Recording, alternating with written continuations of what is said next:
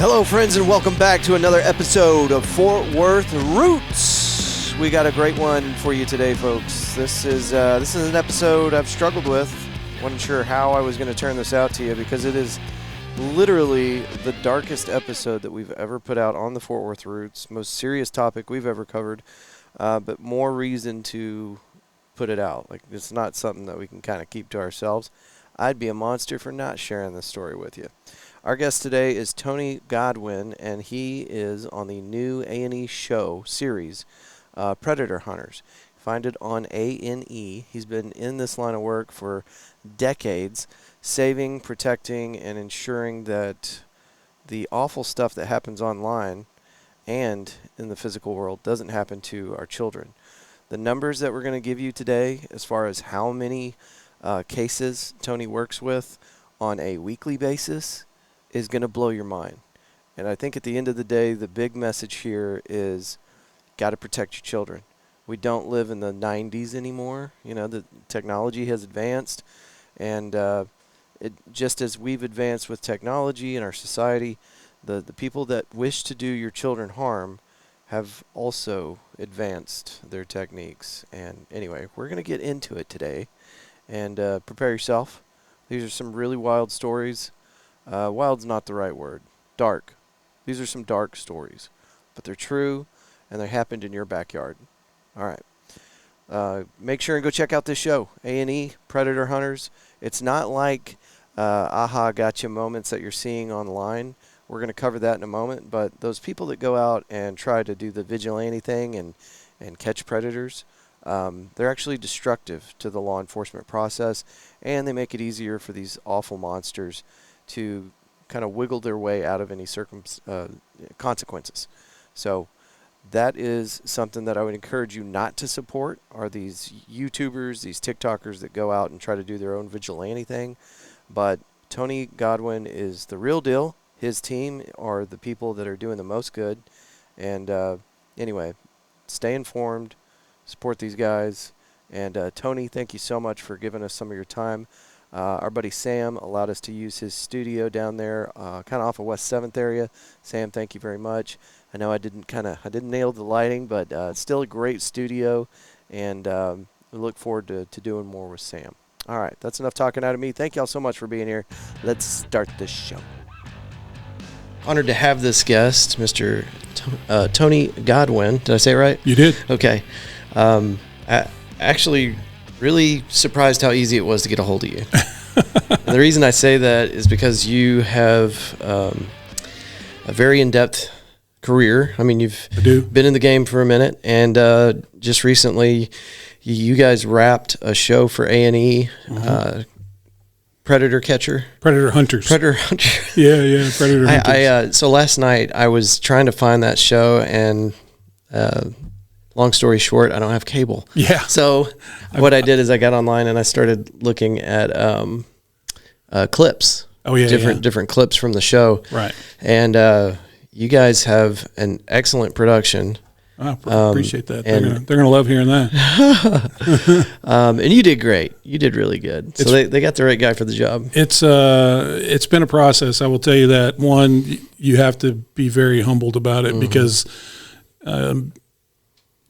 Going into something like that, like a show like that, where I have no idea of how that stuff works. My everyday life, I'm the alpha dog and I'm in charge and I'm calling the shots and all the things, but I am a minuscule little ripple in the water in terms of a production, because in my mind I thought, it'll just be this thing. I'll just tell the story the way it happened in order. And that's how it goes, and that's not at all how it goes. They've got their own way of doing things. Yeah, it was very interesting, but a very cool experience. But before we jump into that, and we're going to talk at length about what you do, what field you're in, but I'd like to know a little bit about your back history. I know that you were in the Army, and then I guess in 2005, you became a detective? 2005, I became a detective, 1993. So I graduated high school. I'm a dinosaur. I graduated high school in 1985, and I immediately joined the military. I'm from a military family. My dad's retired military. My brother's retired military. My mom was in the military for a while and then went civilian. So it's just a rich history of military people. So I always knew I would serve in some capacity. So I went into the Army, and didn't really know what I wanted to do.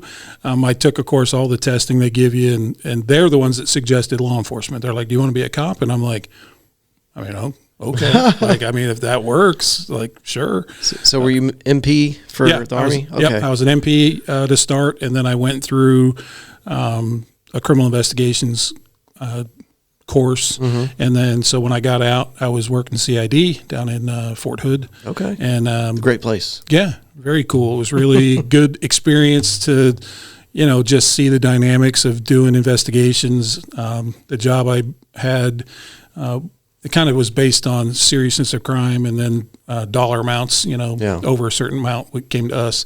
But it was very cool. And then during Desert Storm, a whole bunch of Fort Worth cops got activated because they were in a reserve unit. Okay. So because they were already cops, and some of them were detectives and some of them were gang unit and doing other things, they kind of got earmarked to our office. And so I made great friendships with all of them.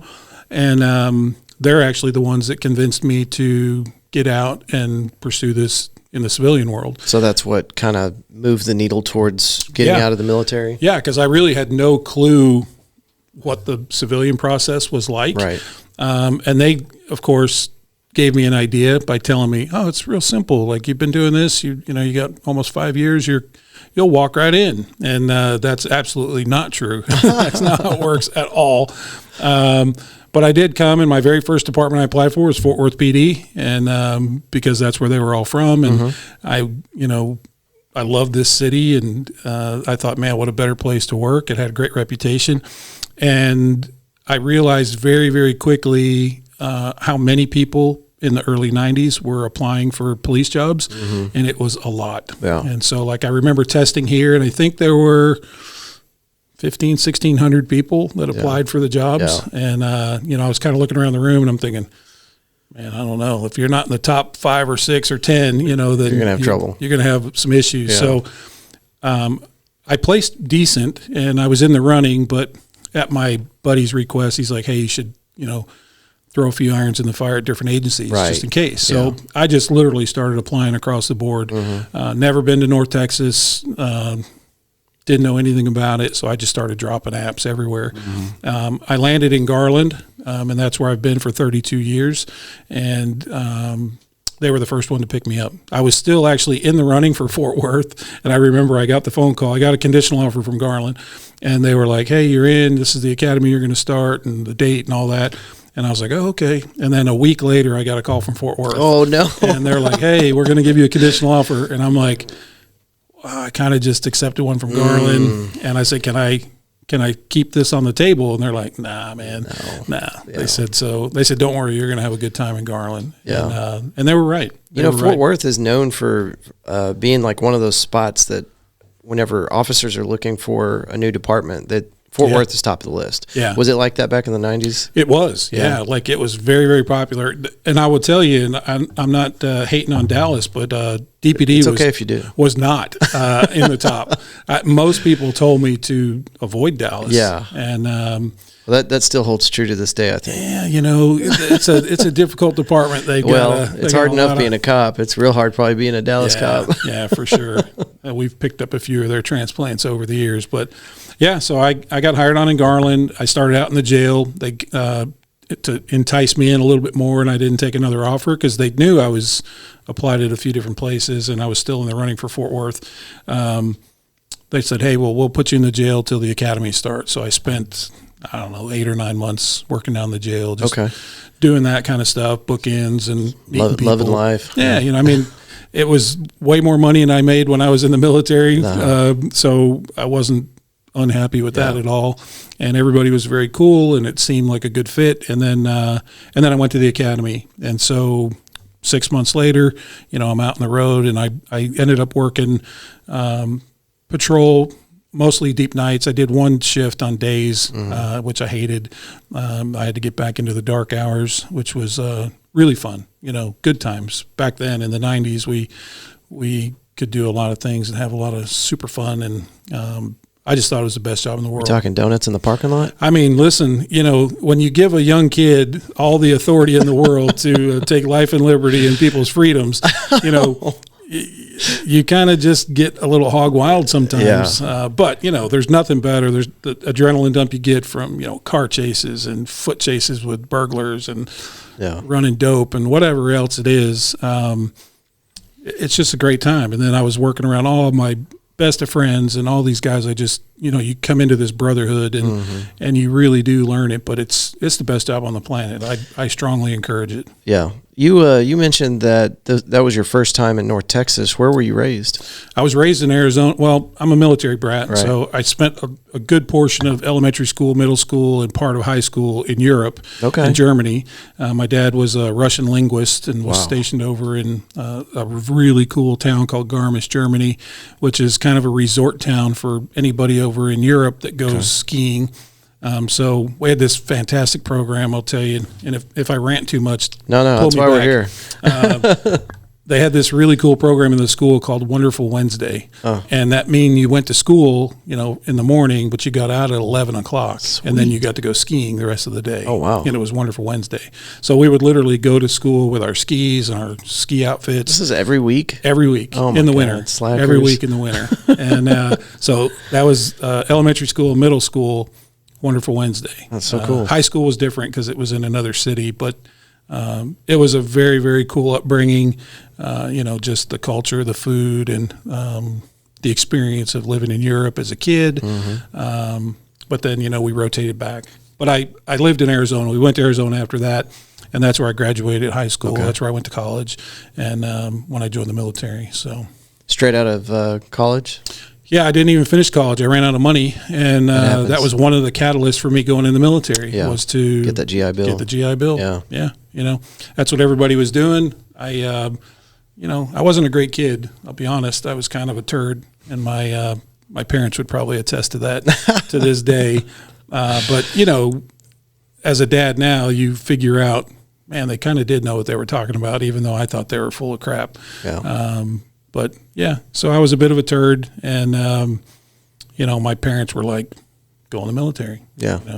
I'm not proud of the fact, but I got kicked out of the house when I was 16 because I was just a turd. I thought I knew better, and so when you're thrust in a position like that at a young age, you either figure it out or you don't. Or you join the Army. Yeah, or you join the Army. Well, believe it or not, I've got a very similar story. 16 or 17, I was out on my own and made the same choice. Yeah. You take a look around, you look at your friends, you're like, I got to get out of here. Yeah, because if not, I'm going down a different path. You're right, yeah. And that's not the path I want to be on. 100%. So, yeah, it's pretty crazy about that. I tell my kids about it. I was like, you have no idea how good you have life. You have no idea. And they don't. They will. They're older now, but So in 2005, you got into ICAC. Is that what whenever you became a detective, you went straight into internet crimes against children? No. So when I came in as a detective, I went into the youth crimes division. Okay. And so it wasn't by choice. Did ICAC exist yet? ICAC existed, but it was very much hidden from everybody. Like it was in a little office down the hall. Nobody knew what they were doing in there. There's only one guy in there. And so it was rarely talked about. Like I knew it existed, but did he have any friends, that one officer? He had like two friends, and I was peripherally one of them. Yeah. But I was carrying cases in kid crimes. And so that's, I would have never chosen that to start. I mean, obviously I was thinking like, man, I want to work homicides and robberies and all the big deals, officer-involved shootings. Cool stuff. But once I got into the kid crime side, I realized like, man, this stuff matters. Yeah, like 100%. this like hits you in the heart, and it's It's okay. Let's keep going. You good? I don't know why we're having so much trouble with the camera today. We'll get through this. It's all good. The power of editing, I've learned that over the time last year. But anyway, you realize when you get into a kid crime case, because the majority of those kind of cases are, physical abuse and sexual abuse, emotional abuse of children. And I kind of had this epiphany, like, I mean, these things matter. Like, these cases matter. Yeah. We good? Hey, we're good. I'm sorry. I just keep looking at the camera like it's going to fail again. Yeah. It's time for an upgrade, folks. We're going to get some better cameras here. I can't think of anything that matters more, quite Right. frankly. I mean, there's Yeah. a couple of things that I can't wrap my head around. And I'm sure you go back and forth with this. It's probably something you spend a lot of time thinking about, talking about, like, how do these people even exist, these predators Yeah. out there that are trying to do harm to children? It's so unbelievable. There's only two things that puts a predator in a situation where they go hands-on with somebody, and that's access and opportunity. If they have access, they'll eventually take a chance. If they have an opportunity, they'll eventually take a chance, because the things that they're predisposed for, the sickness that's going on that somehow attracts them or gives them gratification, which is just horrible to even consider. Those are the only two little small hurdles they have to get over. And a lot of times they will put themselves in a position of trust or authority in a job where they would have access to kids. Like, I hate to say it, but teachers or coaches or, in the clergy or in a church environment, whatever. Like, it doesn't know any border. It doesn't know any economic status. It hits everybody. It's very bizarre, but I really saw that, man, you can make an impact here. And at the time I was talking to the ICAC guy. Like, I was very intrigued. And it's a funny story, if I can tell you. I want to tell you. So I'm in our bay. We have our detectives over here, and then we have like a common copy machine area. And I was going to somewhere, drop something off in legal or something like that. And I saw Bruce. Bruce was our ICAC guy, and he was at the copier, and he was in like shorts. He had like a Hawaiian shirt on. He had flip-flops on. And he had a big beard. And I'm like, Bruce, what are you doing? I'm thinking he's on vacation, right? I'm like, what are you doing? I'm like, what is so pressing that you have to come in from your vacation to make copies? Flip-flops. And he goes, I'm not on vacation. I'm at work. I'm filing a case. And I'm like, why do you have flip-flops on and a Hawaiian shirt and shorts and stuff? And he's like, do you know what I look at all day? And I said, no.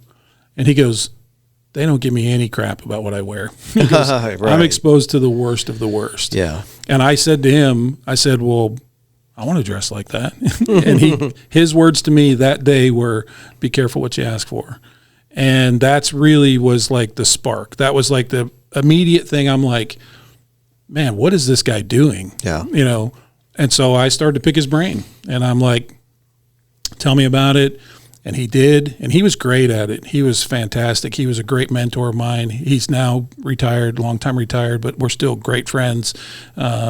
So Bruce Marshall, that shout out's for you. And he's a great dude, and he really showed me the ropes, and I cut my teeth with him initially. And so I made it very clear to my administration, like, when he goes, that's where I want to go. And they had a different plan for me. They wanted me to go to homicide and work robberies and homicide, which is also a very, nice thing to hear. They say, hey, we like the work you do. We like your work product. We like the reports you're writing. You're articulate and you're detailed and all those things that help out. And they said, we want you to go over here. And I'm like, I'll go. I work at the pleasure of the chief. I'm very low in the totem pole. I will go where you tell me to go, and I will do the job you tell me to do. That's just the Army mindset, And they said, well, if you'll do this, and he does decide to retire at some point, we're not going to stop you from going for it, because we know that's what you want. And so that's really what happened. I went to homicide and worked that and robberies and officer-involved shootings for just about a year. And Bruce called me, and he's like, man, I'm done. He's like, I've reached my limit. Yeah. And he, at the time, had only been in there, maybe 5 years. Really? 5 or 6 years. And so I can only imagine, that being your life for 5 years. And of course you've done it for a lot longer now, but just constantly being engulfed in a world of absolute horrors. Yeah. It's got to weigh on you. That alone is enough to impact somebody in the worst of ways. And I'll be very, very honest with you. Like, we as an agency at that time, his mental health was not even on the radar. Yeah. Like, it just wasn't. We didn't have that back then. Right. You you couldn't say some of the things you can say today, like, man, that really messed me up. I need to go talk to somebody. Yeah. You could not say that back then. You would be vilified, you know. And I'm glad that we have jumped that hurdle. I'm glad that we have moved forward to the point where now you can, and it's just normal now, which is great. But he had enough, and he was so good. He was having defense attorneys were hiring PIs to follow him around to get some dirt on him so they could impeach him in court. And he knew then, he's like, I'm done with this, man.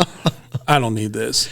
How crazy is that, too? I know you as a defender or a public defender. Is that what you call them? That's what they, that's your job. That's what you got to do. But, man, how could you sleep at night? I don't get it. You know, we always call it working on the dark side, you know. Yeah, for sure. And it doesn't make any sense to me. And you know what's crazy is over the years you learn and talk to some of these people and you have conversations with them, and they're as fairly normal as anybody else. Right. And it sickens them just as much.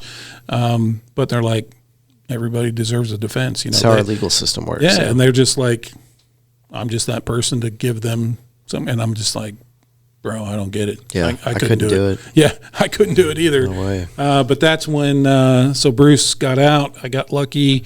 I put in for it, me and another guy, and they gave it to me. And ever since, that's what I've been doing. So, so for people that haven't seen the show yet and don't really understand what we're talking about, can you kind of walk us through a day of what you would do over the last 20 years? Yeah, so ICAC is the Internet Crimes Against Children.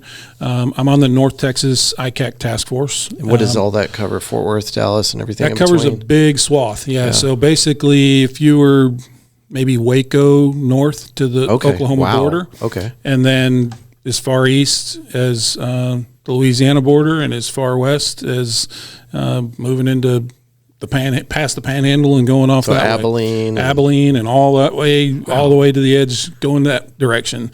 It's more than North Texas. That's like a third of Texas. Yeah, and the ICAC is busted up into 3 groups in Texas alone because we're so big.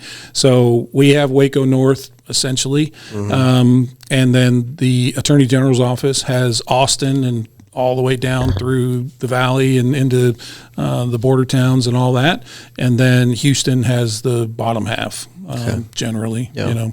And so that's how it's broken up. There's about 5,000 cops in the ICAC task force just in Texas. That's all 3 divisions, regions? Yeah, total. And then North Texas, we cover, I want to say 120 or 128 counties. Not to say that if you're working a case, you get plenty of support from local PD or sheriff department. Yeah. April, matter of fact, this month is Child Abuse Awareness Month, and so we're right in the heart of a huge operation right now. It gets run annually. It's called Operation Soteria Shield. And that's what's kind of going on right now. And that's kind of a collective gathering of the whole task force. And it just gets hammered not that it doesn't get hammered the rest of the year, but there's a real emphasis to kind of hammer it during this month. And I think last year, if the numbers I remember, 244. That's the poster board. That's the poster, yeah. 244 arrests. Do y'all do that all at once? That's just in the 1 month. Yeah, that covers it actually covers about 6 wees. So like the last week of March, all through April, and usually the first week of May. Now, help me understand this? Is it kind of like a sting operation? Like you get everything lined up and you say, okay, we're going to go now. Sometimes, and without doing too much like tradecraft stuff, but let me give you the breakdown of kind of what gets covered in ICAC in general, just so your audience kind of gets an understanding. So basically what falls in our purview is anything that involves the World Wide Web, any form of child exploitation, whether it's communications, whether it's images, videos, and whether it's on a computer, a cell phone, a gaming system, any kind of digital device. Any kind of digital device. And it involves a kid under 18. Anything that falls in that paradigm is responsible for the ICAC, or is what our responsibilities are. And so that manifests like this. And I'll just use Facebook as an example because I think everybody on the planet has a Facebook. So Facebook and every other electronic service provider, they are federally mandated to report activity that they find on their side of the house to the National Center for Missing Exploited Children, NCMEC. Okay. NCMEC is housed in the D.C., Virginia area. They're sort of the clearinghouse in the United States for online-related exploitation of any form. And that will include bullying, suicidal ideations, just anything that runs the gamut. And of course, anything sexual or exposing. And so what happens, those are called cyber tips. And cyber tips are kind of the bane of our existence. Like we get tons and tons and tons of them. I think this year alone, since January 1st, my department alone have gotten 450, something like that. Just Garland. Just Garland. Yeah. And that's everybody across the board. Like every agency is buried in cyber tips because they come in on an exponential level. And these are all child related. Everything is involving child. So as an example of a cyber tip, if it was, say, like a chat case, and say Facebook intercepted something, and of course they use algorithms and all that kind of stuff to kind of flag certain things, but then it gets reviewed by an actual person that says, this looks suspicious. Yeah. This looks like some creepy 60-year-old guy is talking in a sexual way with a 12-year-old girl, 13-year-old girl in Fort Worth. So the Fort Worth office would receive that cyber tip. If the bad guy is in Arkansas gets the tip. Okay. And so then those two ICAC people will probably speak and say, hey, what do you got? Do you have an offense? If not, the Arkansas guy's like, oh, we know who this guy is. Like we've dealt with him before, or he's a person of interest on another deal, or we don't know who he is. He's not on our radar. And so then some determination is made about, okay, what do we do now? Like, do we have enough to arrest the guy? Do we have enough to, file a case? Is our victim able to communicate what happened, what exactly did happen? And then that process kicks off a whole slew of things, which is a forensic interview. If it involves a real child, we use the Children's Advocacy Center. Over here in Fort Worth, it's Alliance for Children. In Dallas, it's the Dallas Children's Advocacy Center. And they are the top of the top, cream of the crop, tip of the spear, like the best. I do a lot of teaching for law enforcement all over. I've been all over the world, but I do a lot of it here in Texas and the U.S. And, I tell cops when I see them, because not everybody follows the same protocol. They are really moving in that direction and really trying. But some of these smaller agencies that got 3, 4, 5 cops, they don't have direct access to an advocacy center that they're aware of. And so they're interviewing kids, and that's wrong. And I tell them, I'm like, if you're interviewing kids, you're doing it wrong. Yeah. Like, don't put yourself in that position. There are professionals there that can help you do that. For sure. Now, there are cops that can be trained to do it. And if they are properly trained in forensic interviewing, then for sure, do your job. But at the end of the day, we determine what's happened. Like, ask this kiddo what took place, what did you do, what did he ask you to do, and then we make some kind of determination. And if we can make an arrest, we'll make an arrest. If we're going to execute a search warrant, we're going to execute a search warrant. And so part of our month-long operation, a big component of those are cyber tips, because everybody's got plenty of them. Yeah. The problem sometimes is resources. So the benefit of the task force is I can go and send one email and say, hey, I got a warrant. I need to knock a guy off. I just got him identified, and he's a registered sex offender. And I need an interviewer. I need searchers. I need forensics. I need child services. I need therapy. I need someone to document evidence. I need someone to take pictures. I need surveillance. And I will get inundated with people from around this metroplex to say, I'm in. When's the briefing? I'll be there. And we will collectively just jump together, and it's people from all kinds of agencies, federal, state, locals, and we will descend on a house and smash a door and save a kid and hopefully make an arrest. Yeah. That's how the task force model works. So for the month-long ops that we do, and we do multiple, but that's generally how it works. There's like a big matrix that gets built, and people are saying, hey, I got I got one here, and this is the need I have. Some agencies, my own agency, we may not need all that help. I got forensic people. I'm a forensic person. I don't really like doing it, but I can do it. Right. My jam is interviewing. I love the interview. That's the best part of the whole gig for me. Just trying to get the basically a confession out of them, right? Yeah. Like to get someone to go into a room who has secrets that he's never told anybody, probably not even his wife. Yeah. And to get that person to open up and talk is, it's what does it for me. It's like, it's the top of the ice cream cone for me. I love that part. Out of the clips that I saw with you on the show, A&E's Predator Hunter, that's what I saw mostly were clips of you interviewing and getting those people to kind of give you the details. I just love it. Prosecuting a lot more simple. It really does. You know, one of the things that goes on is these people who are predisposed to kids and they're doing all this kind of activity. Believe it or not, some of them are glad they got caught because they know they're to a point where had we not intervened, they probably would move to the next stage, which is try to find a real kid, because the images and videos, while it does it for them, it's very temporary, you know. I'm glad that I don't have the capacity to understand why somebody would ever pursue that or be entertained by it. I'll tell you some of the myths. We hear a lot. People will say, well, I was sexually abused as a child, and because I was sexually abused, it's causing me to sexually abuse. And that way they get to be the victim, right? Yeah. And I can tell you that statistically that's absolutely not true. Yeah, it's kind of like one of those old... Yeah, like a wives' tale or something. You know, it's an excuse and it's justification in their own mind, but it really has no impact or bearing. I can't really explain it. I'm not clearly not a psychologist, but I know a couple of them that are really big in the game. Dr. Michael Burke has done extensive research, worked in the Butner prison system. And is he local? He's North Carolina. Okay. And he's a great man. He's brilliant. And he has done so much exhaustive work into this.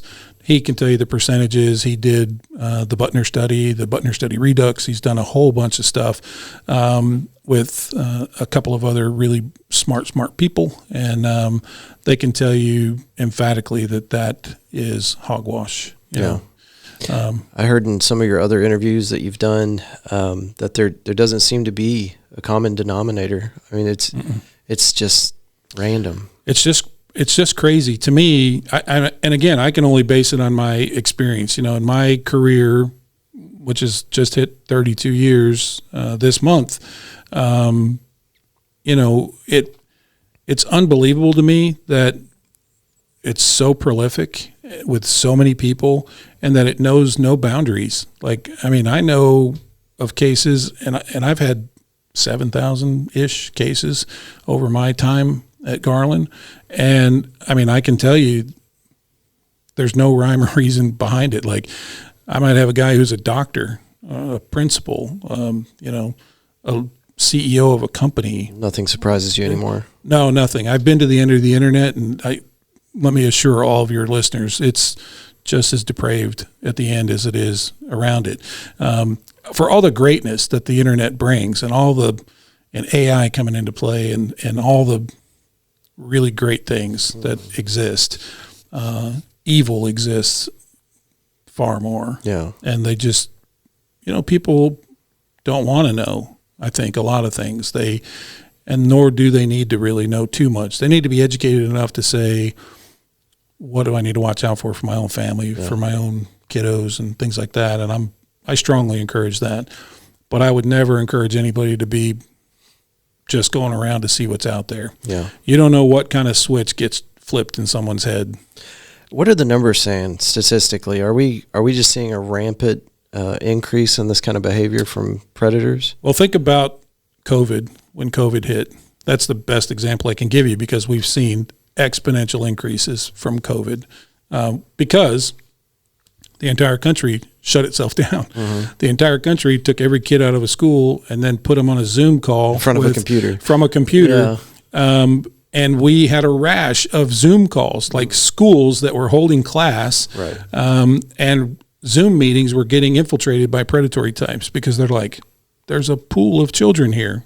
I can not only wreak some havoc, I can do it in front of 40 kids at one time before they shut it down. Like, it's just ridiculous. So you had predators getting on the Zoom calls where there were all these children, and what were they doing?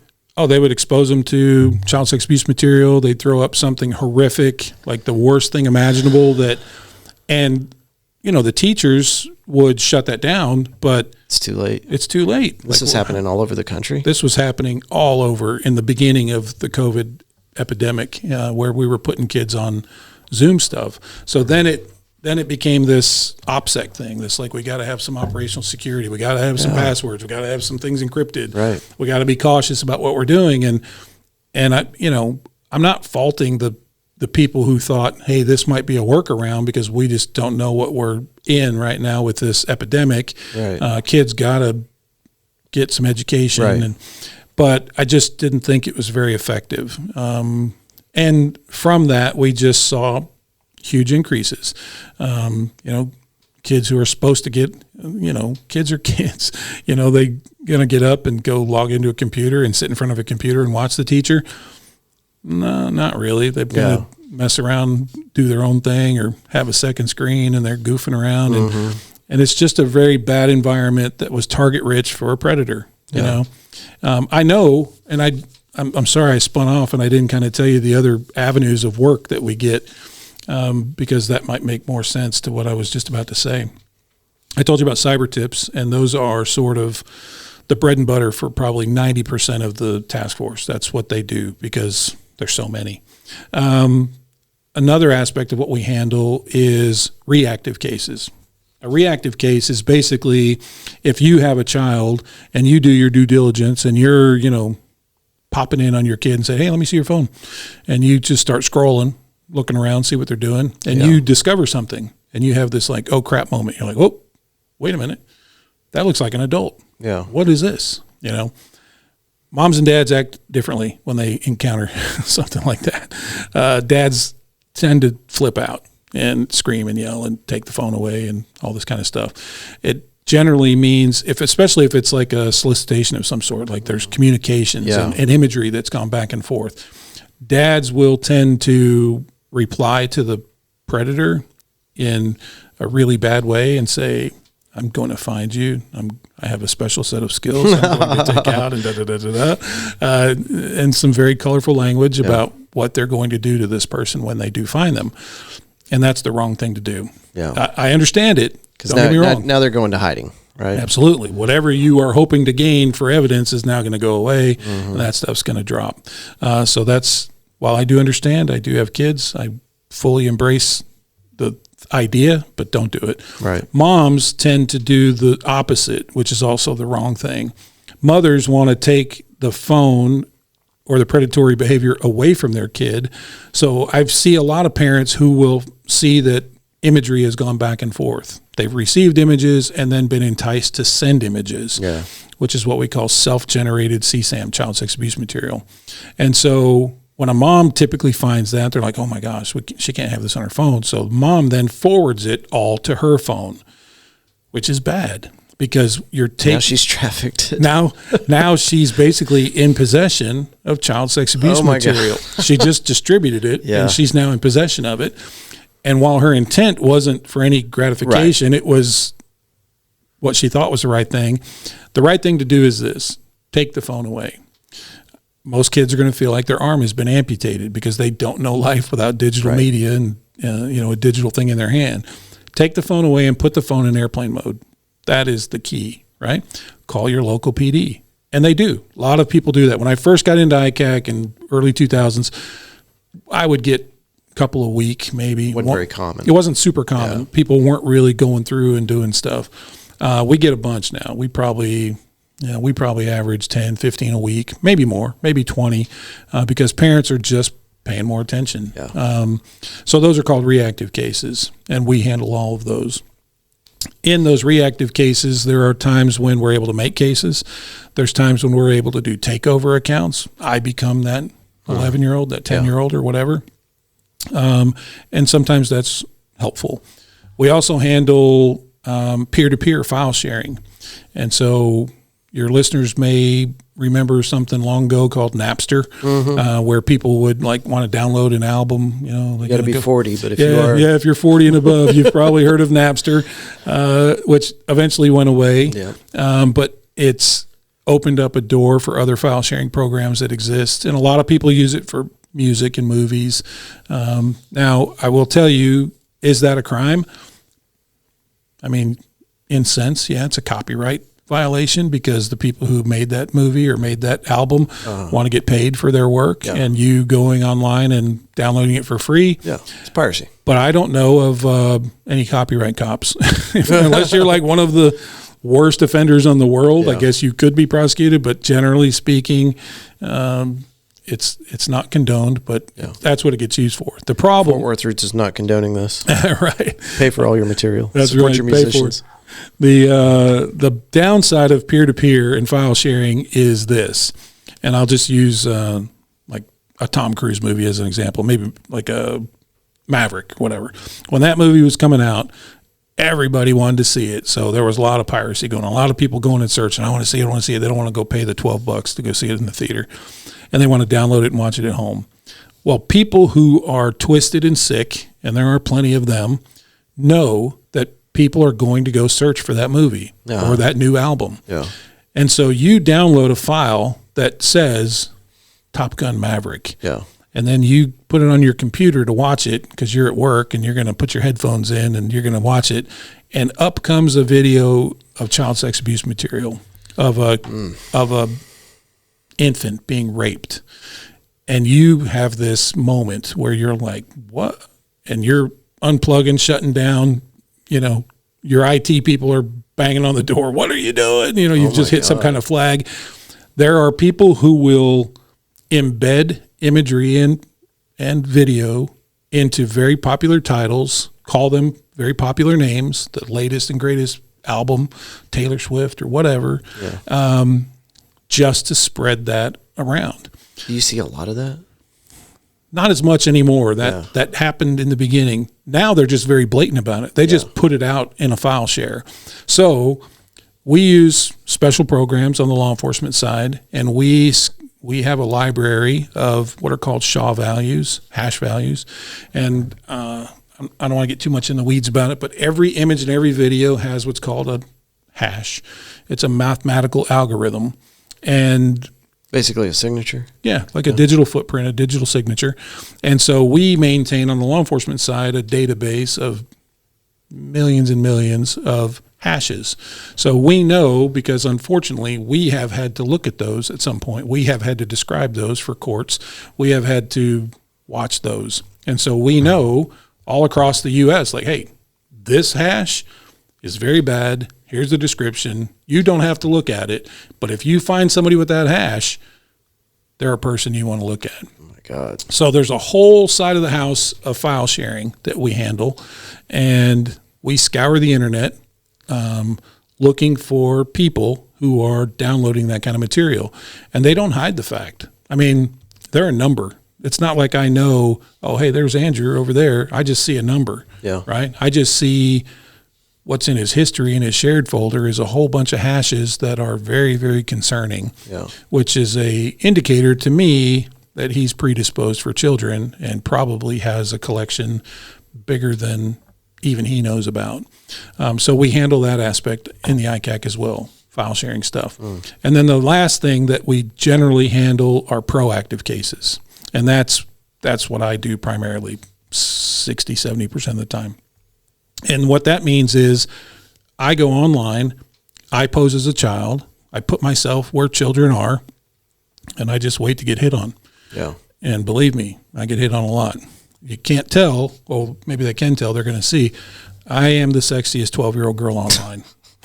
I hate to say that. I don't think you can say that. Anyway, you do a good job at what you do, right? Yeah, it's a necessary evil, unfortunately.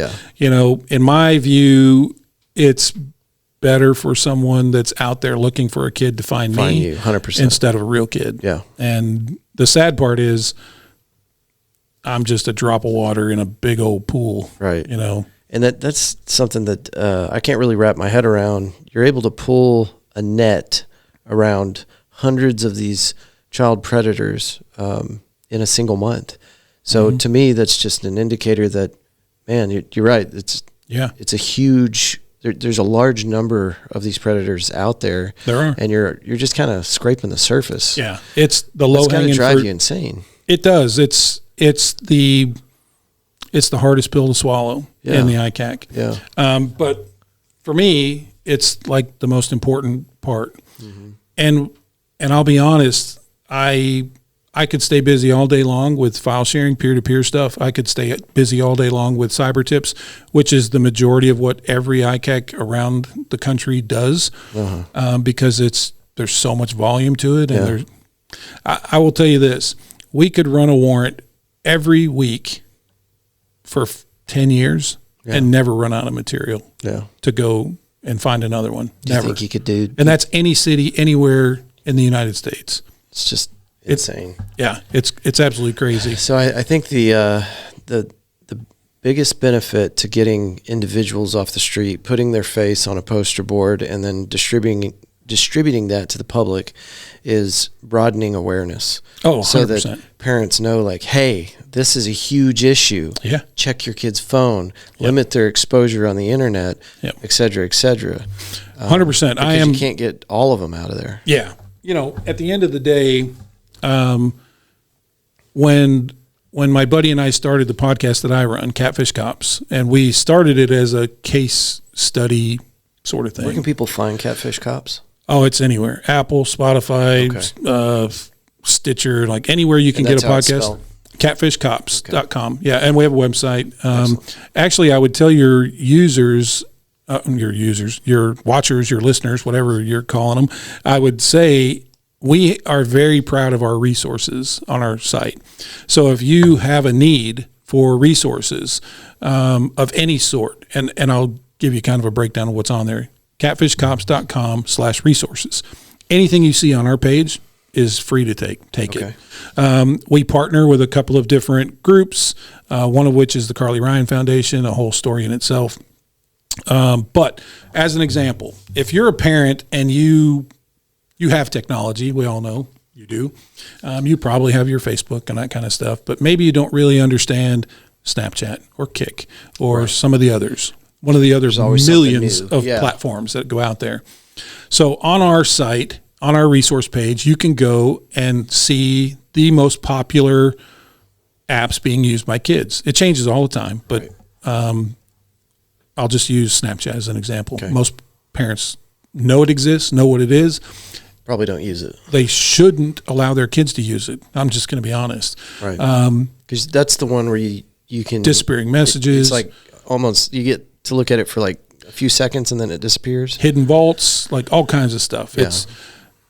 There's no redeeming value to have that, for a kid to have that, in my opinion. And I would say that to the people of Snapchat to their face, and have said that in the past. Well, and even as an adult, just using it with friends, whenever I met my wife, she was like, why do you have that? And I was like, I've got a couple of people that want me to use it with them. Yeah. And she's like, okay. And she didn't tell me to delete it, but I got the message. I got rid of it because it's a very deceptive platform. I had to have a conversation with a coach at a school. My own son, he's a sports player. And I said, well, how do you guys keep up with games and practices? Oh, we have a group on Snapchat. Oh, my God. On where? I'm like, no. So I called the coach and I was like, hey, man, no. And he was, and there was nothing, right? No motive behind perception. Perception. It's just like, well, they all have it. That's why I told them, and I'm like, no, don't do it. We're not doing that. But at the end of the day, on the site we have the resources, and so we have a couple different things. We might have ways to make your kids safer on a platform if you're going to allow them to have it. Yeah, and it'll walk you through settings and go here, do this, do Find this, the do filters. this. Click the buttons. Right. Yeah. If you just want to know what it is, like you've never heard of it, I mentioned Kik. That's one most I'm not people familiar are, with yeah, at all. most people are like, what? Yeah. What is that? And it's one of hundreds and hundreds. You could go to the site, look at Kick and say, okay, tell me what this is. It'll give you a 1-page little sheet that says da da da da da. Safety tips, blah blah blah. We also have contracts, like things that you can have a contract with your kid. Say you got a middle schooler. Unfortunately, we're seeing kids in elementary school coming in with an iPhone 17. Yeah. You know? And I give this analogy because I'm stealing it from my great friend, Sonia Ryan. She said, you would never give a 10 or 11-year-old kid the keys to the minivan and say, hey, book down to the store and get some bread and milk and come back. Right. I'm busy. Why would we give a child unfettered access on an iPhone or an Android to do anything they want, go anywhere they want, see anything they want? Especially knowing how dangerous it is. Yeah. We would never do that. We would never give them the keys to the car. So we have to really change the mindset, and that's the way we feel it is. Like, you know, again, our podcast started as a storytelling because people would, every time we go somewhere, oh man, you did what? Tell us about that. We tell a story. So we started doing episodes about that. And we never outed our offenders by name. We always gave them a pseudonym. Always. And that was because we didn't want to get sued. Yeah. You know, and that's the end of the day. We didn't want to get sued. And we never wanted to have anybody be able to find, especially a real victim case. Like we never wanted to fall back and land at their feet again. Yeah. Never. And so we kicked off with that. But over time, it became, we realized like, well, the education awareness is where it's at. That's what we need to do. Yeah. And so we've interviewed all kinds of professionals in this field. We are one of the sponsors for the annual Crimes Against Children Conference, which is in August every year in Dallas. Your podcast is the sponsor. Okay. Yeah. And they are gracious to us. They love us and we love them. And we know them because of our work in this field in law enforcement and through the forensic interview process. They call it the MDT process, the multidisciplinary team, which is medical, counseling, therapy, forensic interviewing, prosecution, anything law enforcement related. Like it's all one group of people who are willing to go to the end of the earth for a kid. And it's a great resource. Yeah. Anybody that's out there that is like, where do I go? What do I do? Yeah. Reach out.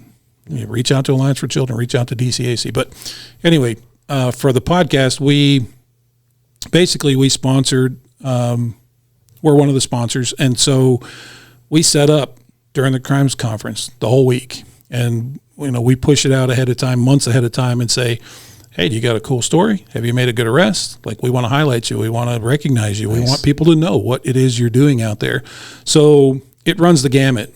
We've interviewed Dr. Burke a couple times there, many others. Yeah. You know, people from other countries who are just slaying it, just saving kids. Because it's not just a United States problem. Oh, heck no. It's a global issue. It's not a U.S. problem. It's not a Texas problem. We're never... to steal a quote from Brandon Poor, my great friend, we are never going to arrest our way out of this. Yeah. So that means the only thing we can do is change the paradigm and how we think about it. Have you had a chance to connect with Eric Levine, 2 Cops, 1 Donut? I do know Eric Levine. Awesome. I met him, I think, last year or the year before at the National Law Enforcement Officer Hall of Fame. Great guy. Induction ceremony, which is tomorrow night, actually. Where's that going to be at? At the Omni in Fort Worth. Yeah. Tomorrow night at 6:00. You know, they induct 10 people-ish a year. This year there's 11. But it's a tremendous organization. I'm humbled to say I was inducted in 2023 for a career achievement for a pretty spectacular international case. That's awesome, man. I can tell you about it if you want to hear it. Yeah, very, very humbling. But ever since, I've always tried to pay it forward. I know there's cops all over the country doing fantastic work. Every day. The Law Enforcement Officer Hall of Fame is basically recognizing the best of the best all over the country and thriving to do that and striving to do that. And so this is our 3rd year here in Fort Worth, which is why I'm over here today. And tomorrow we Glad y'all are doing it here. Yeah, it's great. I hope it stays, but I don't know. I'm not the bean counter. So can you give our listeners, our friends out there, some numbers that would kind of bring everything into focus, like locally, maybe here in Fort Worth or DFW? Like As what kind far of as maybe you could talk a little bit about just active cases that you see rolling through on a regular basis. Can I look at this a second? Because I want to. We get a get weekly. some solid numbers. I think we get weekly. Let me see if I'm able to get out in here. Because I mean, I think that the reason I'm as excited as I am that A&E picked up your show, is because it's bringing attention to something that it just doesn't get enough daylight. I agree.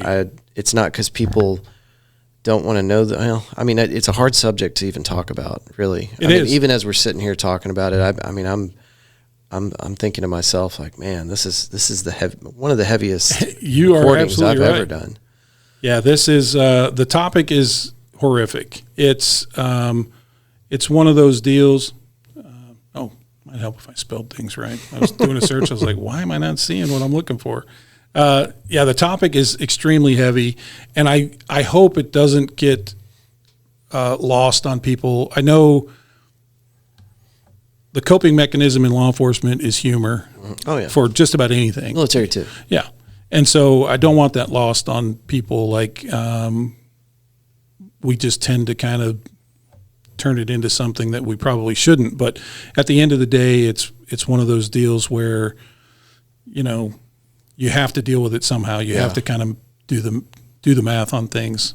Okay, so let me give you, these are some numbers that come about, and we get these every week. And this comes out from the National Center for Missing Exploited Children. So this is for the week of the end of March, so going into the first part of April.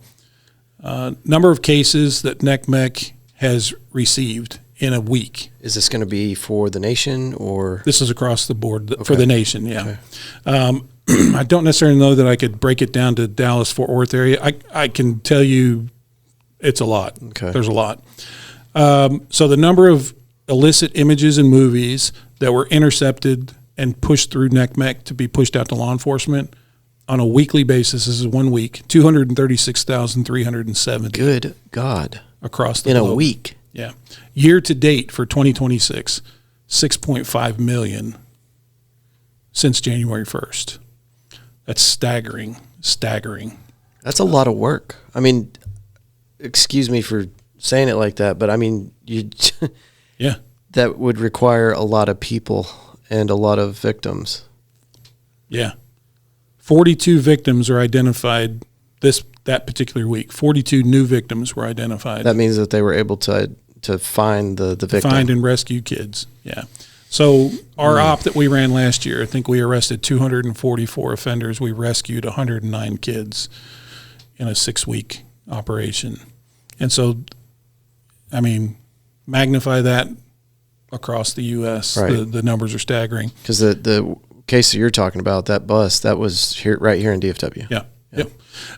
So now reports made by the public, just Joe Blow citizen sees something online and says, that doesn't look right. Right. And so they go to NECMEC and they can report. People are allowed to do that. Mm-hmm. You can make it where you're anonymous or you can make it where you're not anonymous. Maybe you just heard something or whatever. 4,188 made by the public in 1 week. In a week. Here's what's really going to blow your mind. Electronic service providers. Remember I told you the example. Facebook is federally mandated, as is every other electronic service provider, to report to NECMEC. 537,826 reports. In a week. In 1 week. Jesus now that Christ, is staggering. Out of the weekly incidents that are reported, specific, I hate this term, but statutorily it's what it's called in Texas, child pornography. You're in possession of, you're distributing, you're transporting, you're doing something with, or you're producing, meaning you're making your own child pornography. Huge thing, right? I hate the word. Me and Brandon tried a couple times through the legislature to get the terminology changed over to CSAM, which is child sex abuse material, and we failed. But we did try. It was part of a process. Out of those reports that were made, 469,005 related specific to child sex abuse material. Sexual tourism might be not a term that a lot of people hear. I've never heard it. Sexual tourism involves individuals who are predisposed for kids and want to engage in physical activities with kids. That's illegal here, who travel to places around the world where it's not so heavily frowned upon. And so they are called sexual tourists. And this would be countries like Philippines, places in South America. It's unfortunately very rampant. I will say, I hit the wrong button, turn my screen off. 22 of those offenders were identified that week. Sex trafficking, human trafficking, gets a lot of play, gets a lot of money from the government. The ICAC, and I will say, listen, I've been in the game 32 years. I'm probably, if I have 4 bad days in a row, I'm going to tell them I'm done. Right? Yeah. I've reached that point in my life where it's time to take the gloves off and make sure people kind of understand. But the ICAC, the Internet Crimes Against Children Task Force, nationally is grossly underfunded. What do we do about that? I mean, is it up to lobbyists in Washington? It's up to people you have a state rep, you have a senator, a congressperson.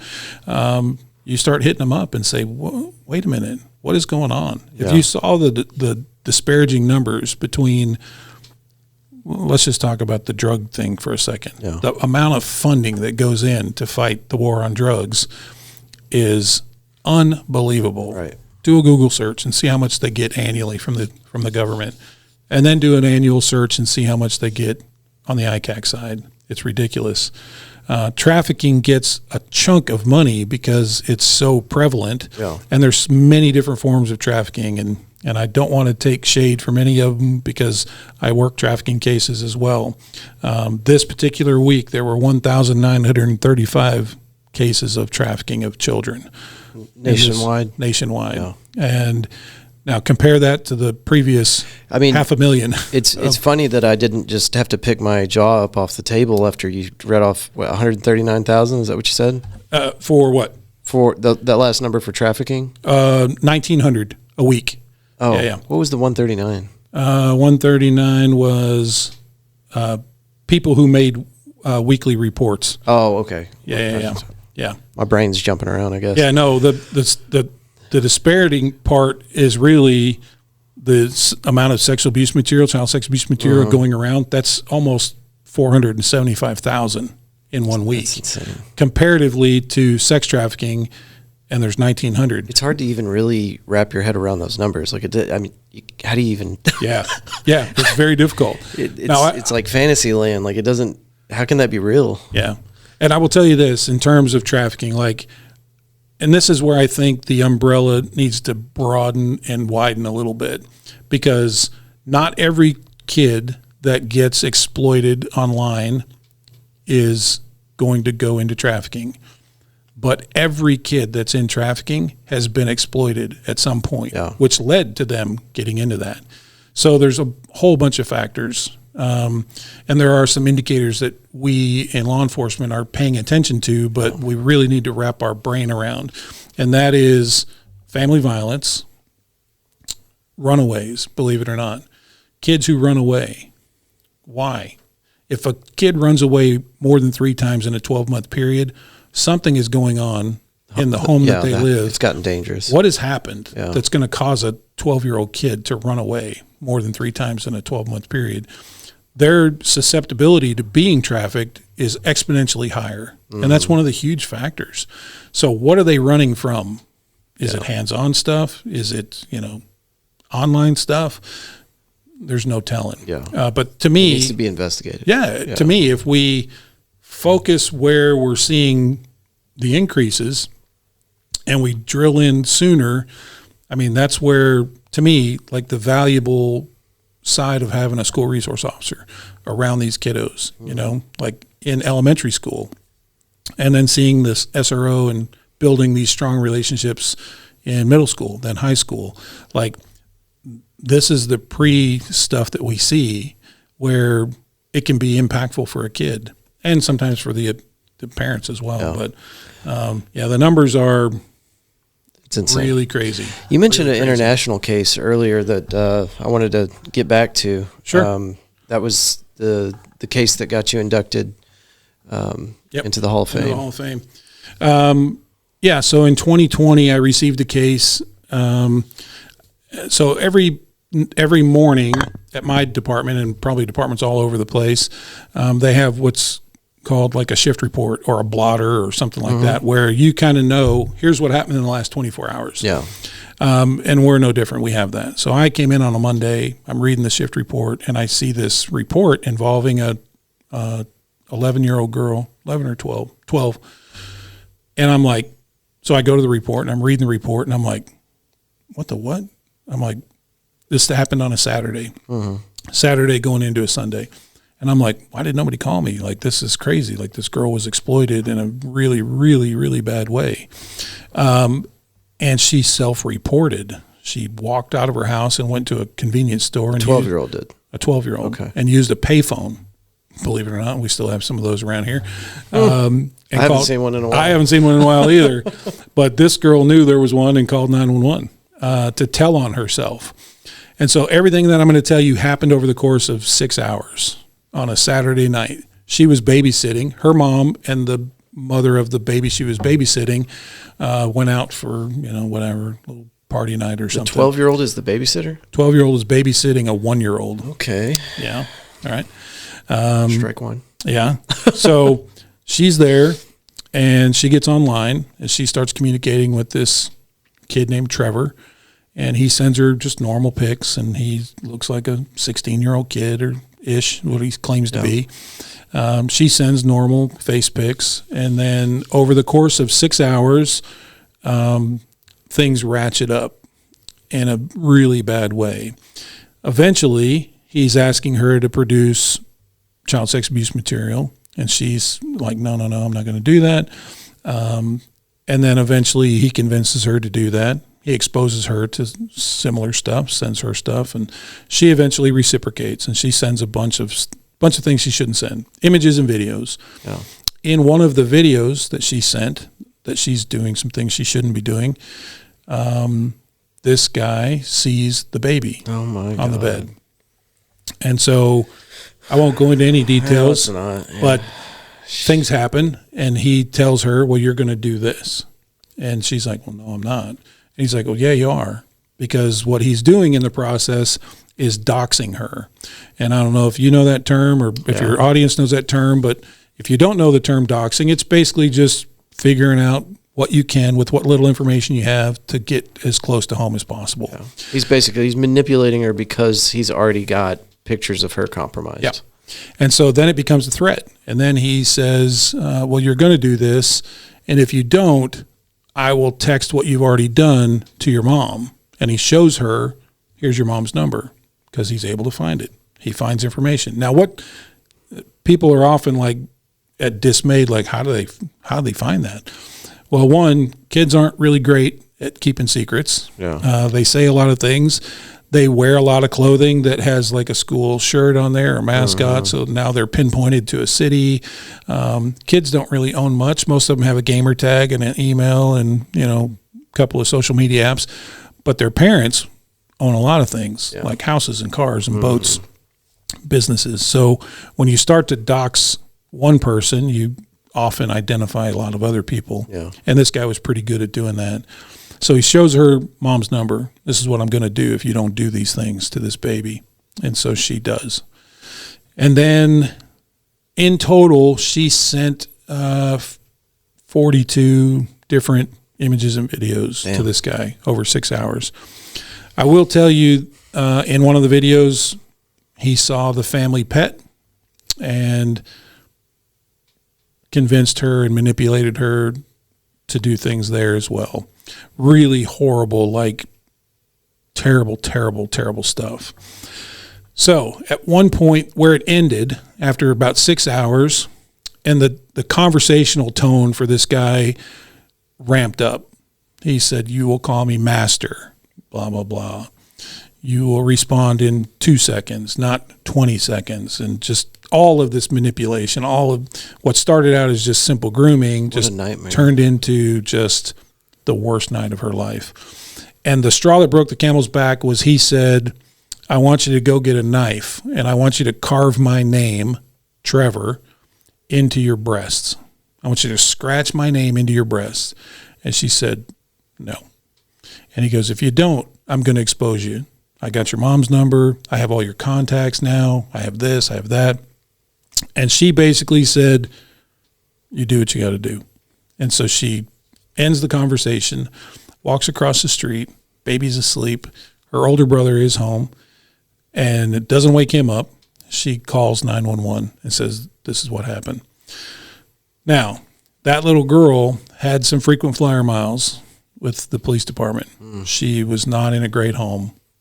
As you can tell, she's babysitting a 1-year-old while her mom's out partying with somebody else. She had run away a few times in the past. She had been sexually molested in the past by her biological father, who was in prison, by the way.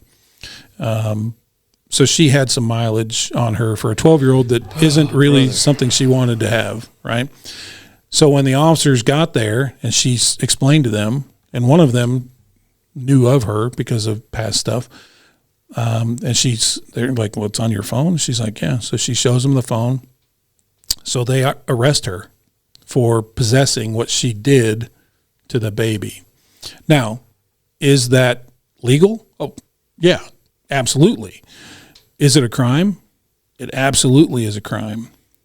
However, we are not in the business of making victims offenders or suspects. Yeah. And I had to have a very long conversation with one of the officers, and I'm reading about all this on Monday. Mind you, it already happened, right? Happened on Saturday night going into Sunday. Some Black Mirror shit, man. And that girl had enough snap to realize, oh, I'm in real trouble now. Yeah. And so she changed the narrative, and she said, listen, if you take me where you're taking me, I will kill myself.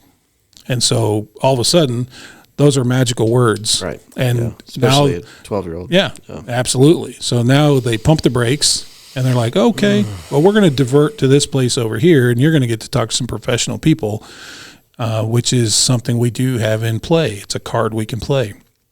And it gets her in a safe place, and it gets her in front of professionals to talk to somebody, and it gets her evaluated.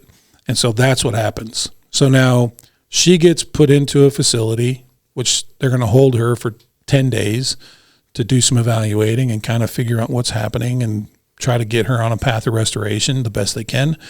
And I'm reading about it in a shift report on Monday, and I am flaming mad.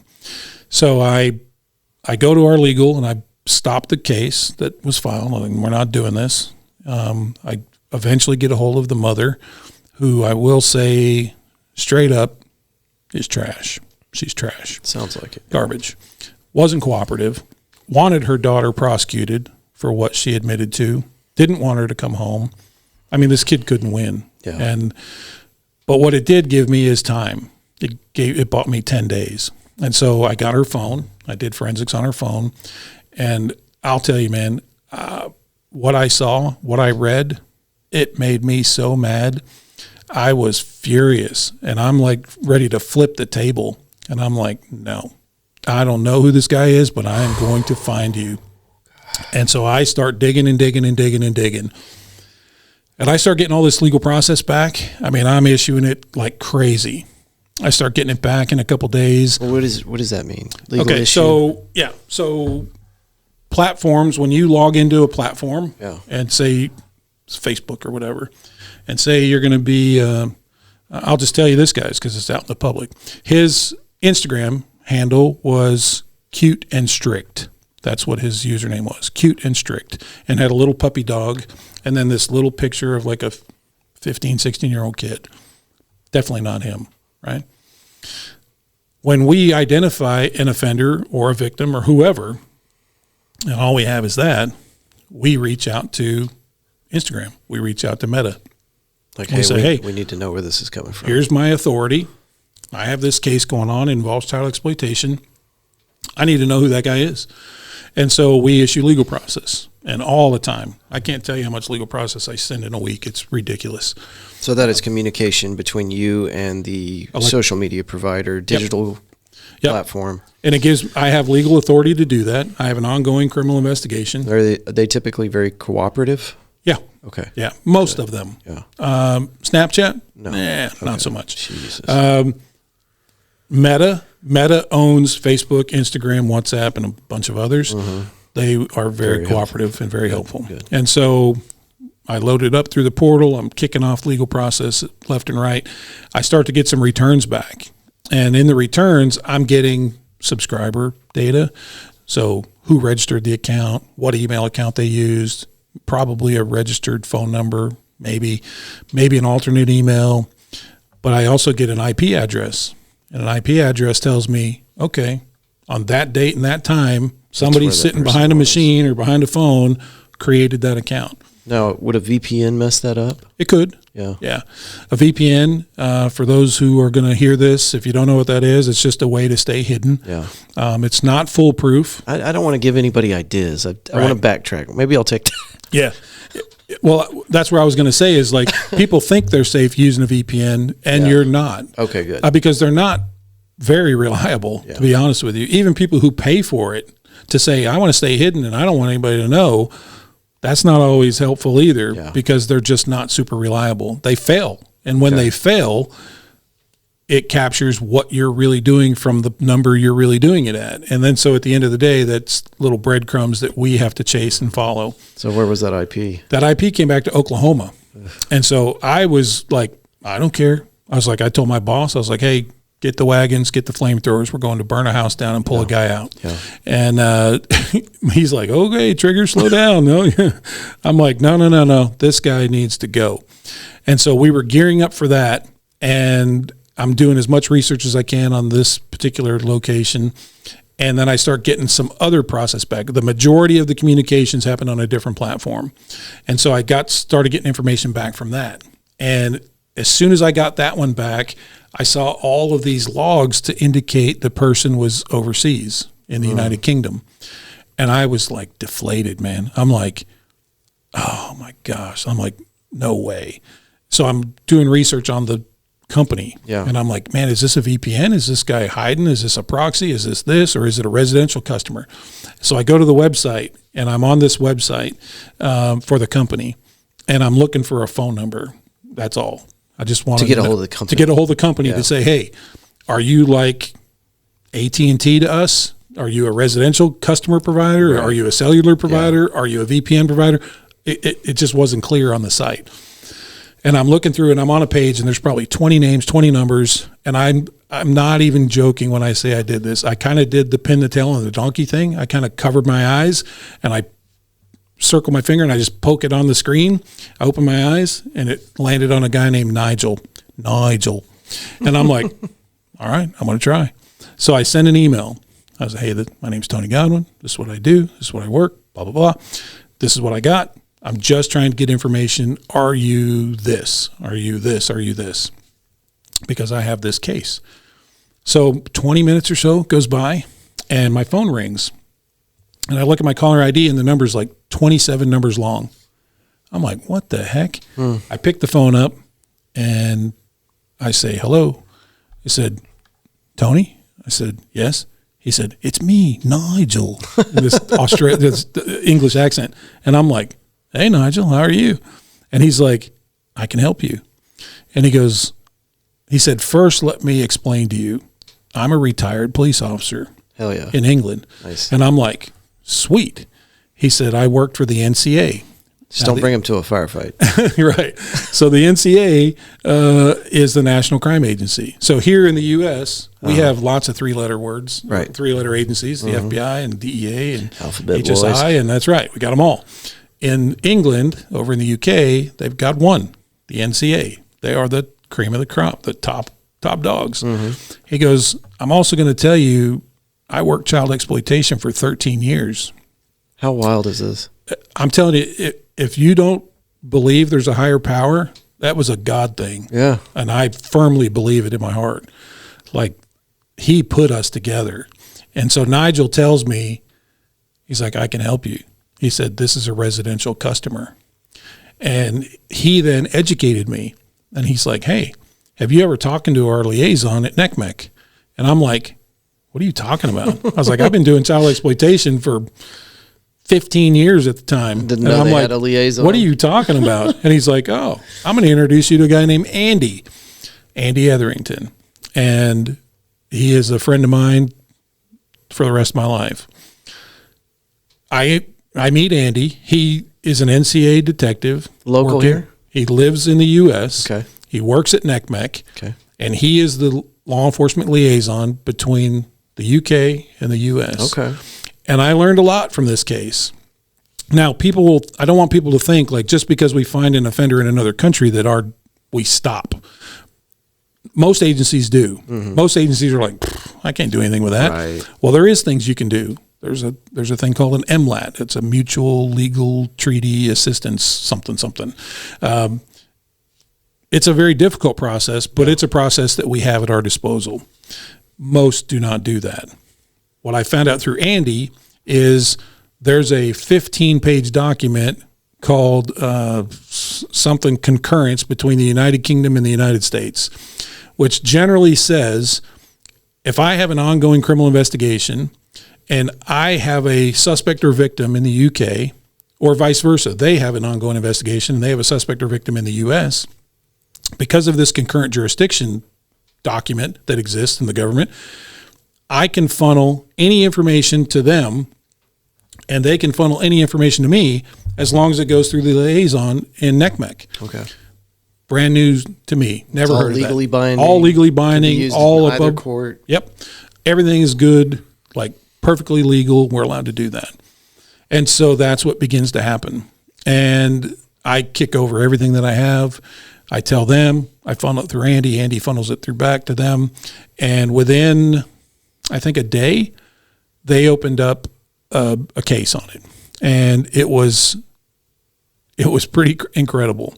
So when they opened the case, it authorized them to then go and seek this guy out. Laws are different over there than they are here. And so they were able to, within a day and a half, positively identify this guy. His name is Trevor. That was true. His last name is Fernandez with an S, which seems odd in the UK. Trevor right. Fernandez.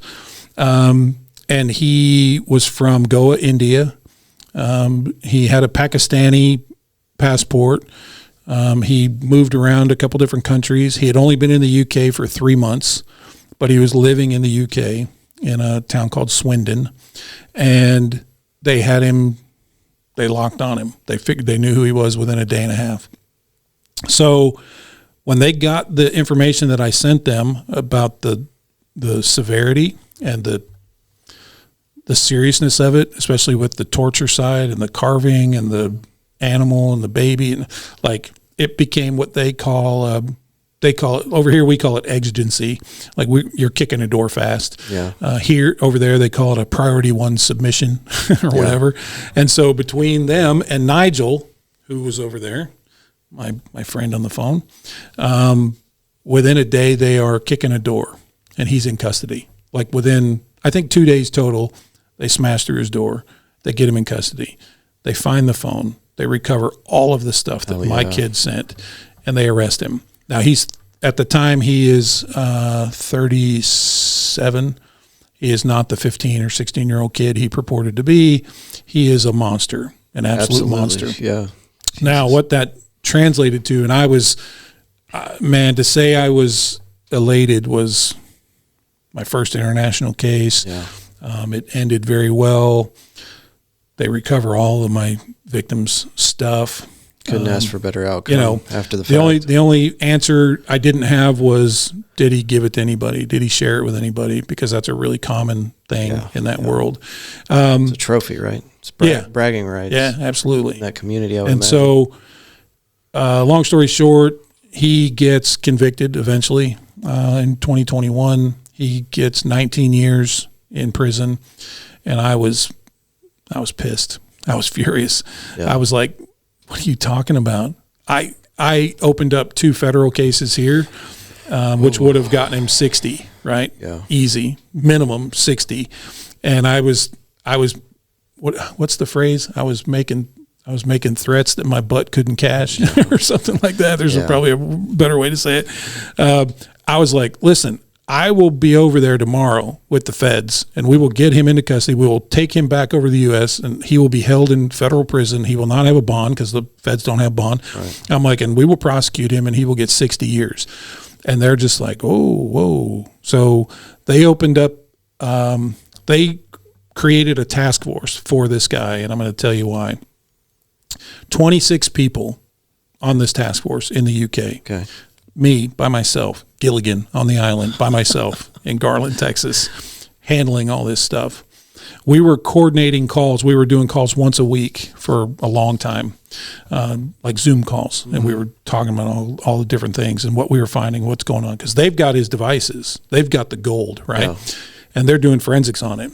And so we had a scheduled call. It was like every, I think, Wednesday or Thursday. I don't remember. Every week. And so a Monday rolls around, and we're now a couple months into this. He's in custody. He hasn't convicted yet, but we're going through all this. And they call me they send me a message on WhatsApp. Hey, can you take a call? This is a Monday. And I'm like, yeah, like what's going on? Like something's wrong. We talk on Wednesdays or Thursdays. Like, why are you calling me on Monday? It's not your day. And so they call me and they tell me, you're not going to believe this, but the judge allowed him to make bond, and he has to wear an ankle monitor with a Pakistani passport. Yeah, while we are investigating and they gave this. him bond. And I was insane. fit to be tied. And I told him, I was like, I'm not mad at you guys. I mean, it's your system. I don't have any control over any of that. I'm like, but how are we going to hold this guy to this standard? And they said, well, he's got all these conditions. He can't do this. He can't do this. Can't do this.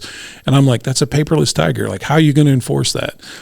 He literally had to check in every day at a certain time at the local police station. Or else, and they waved the rubber bat at him. Exactly. God, and man. so I was very unhappy with that, which is when I started making the threats I could get on a plane with an FBI agent and get over there in a day and bring him back. All things that I probably could not have pulled off, but I made it clear that I would damn sure try. And anyway, end of the day, he gets out on bond. And he is reporting every day. They're giving me updates all the time. Like all of that is in order.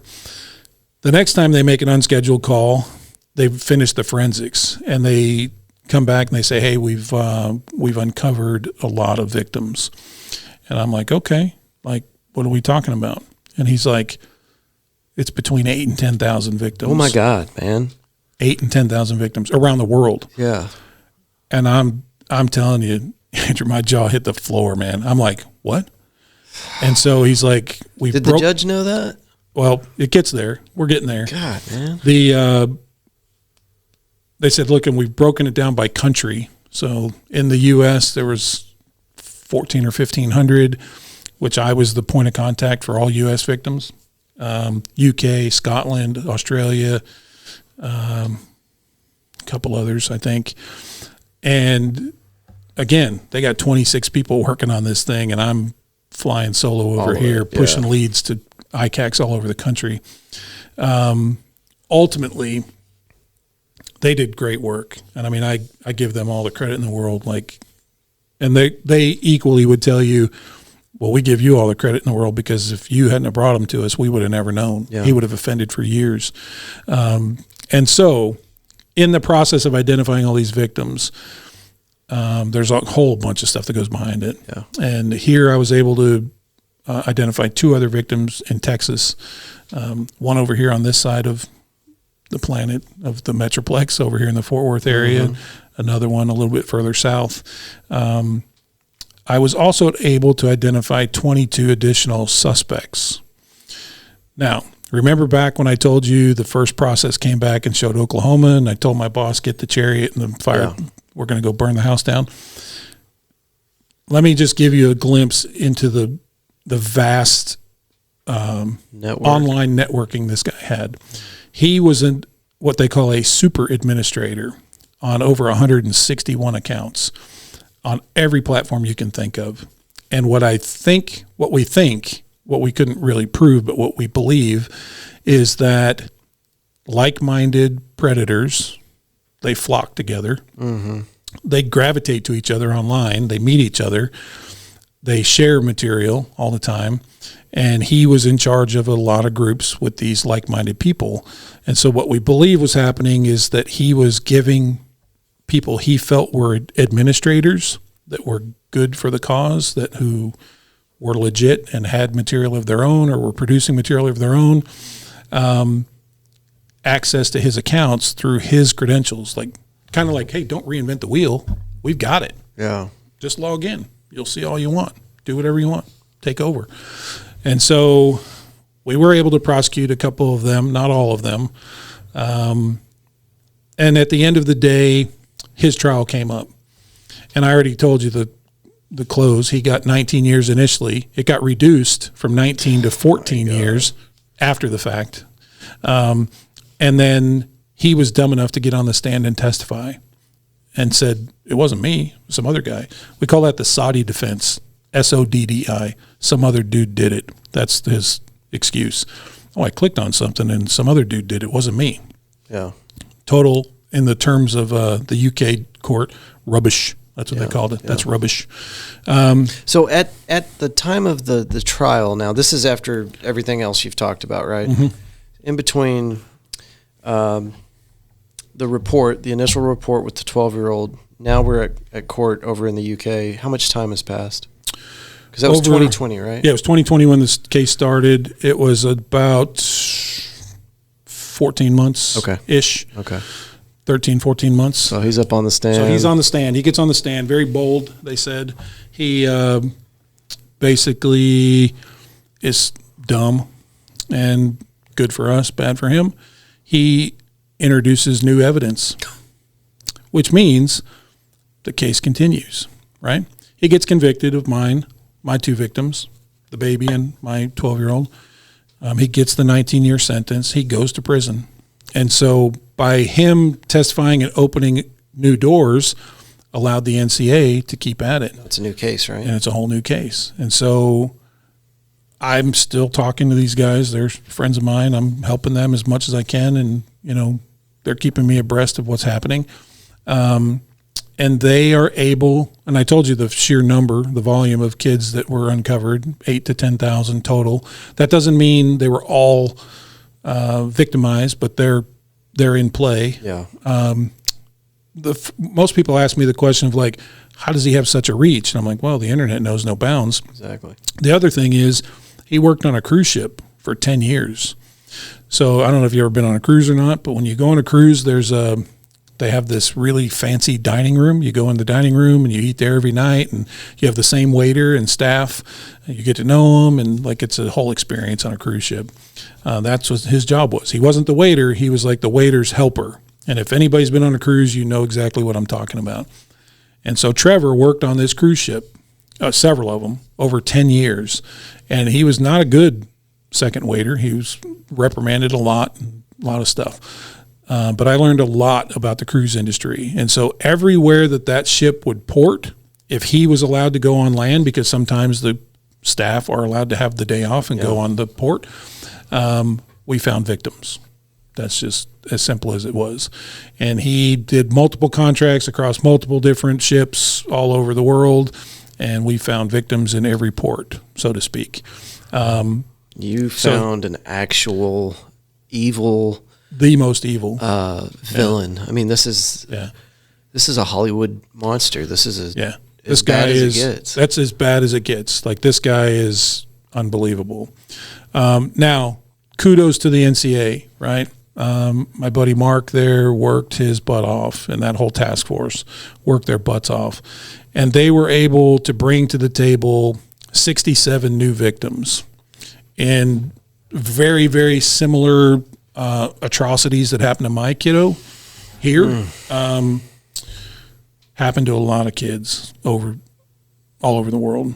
And so literally 2 weeks ago, not even 2 weeks ago, 10 days ago, maybe, Trevor Fernandez was convicted of 67 new counts and got life.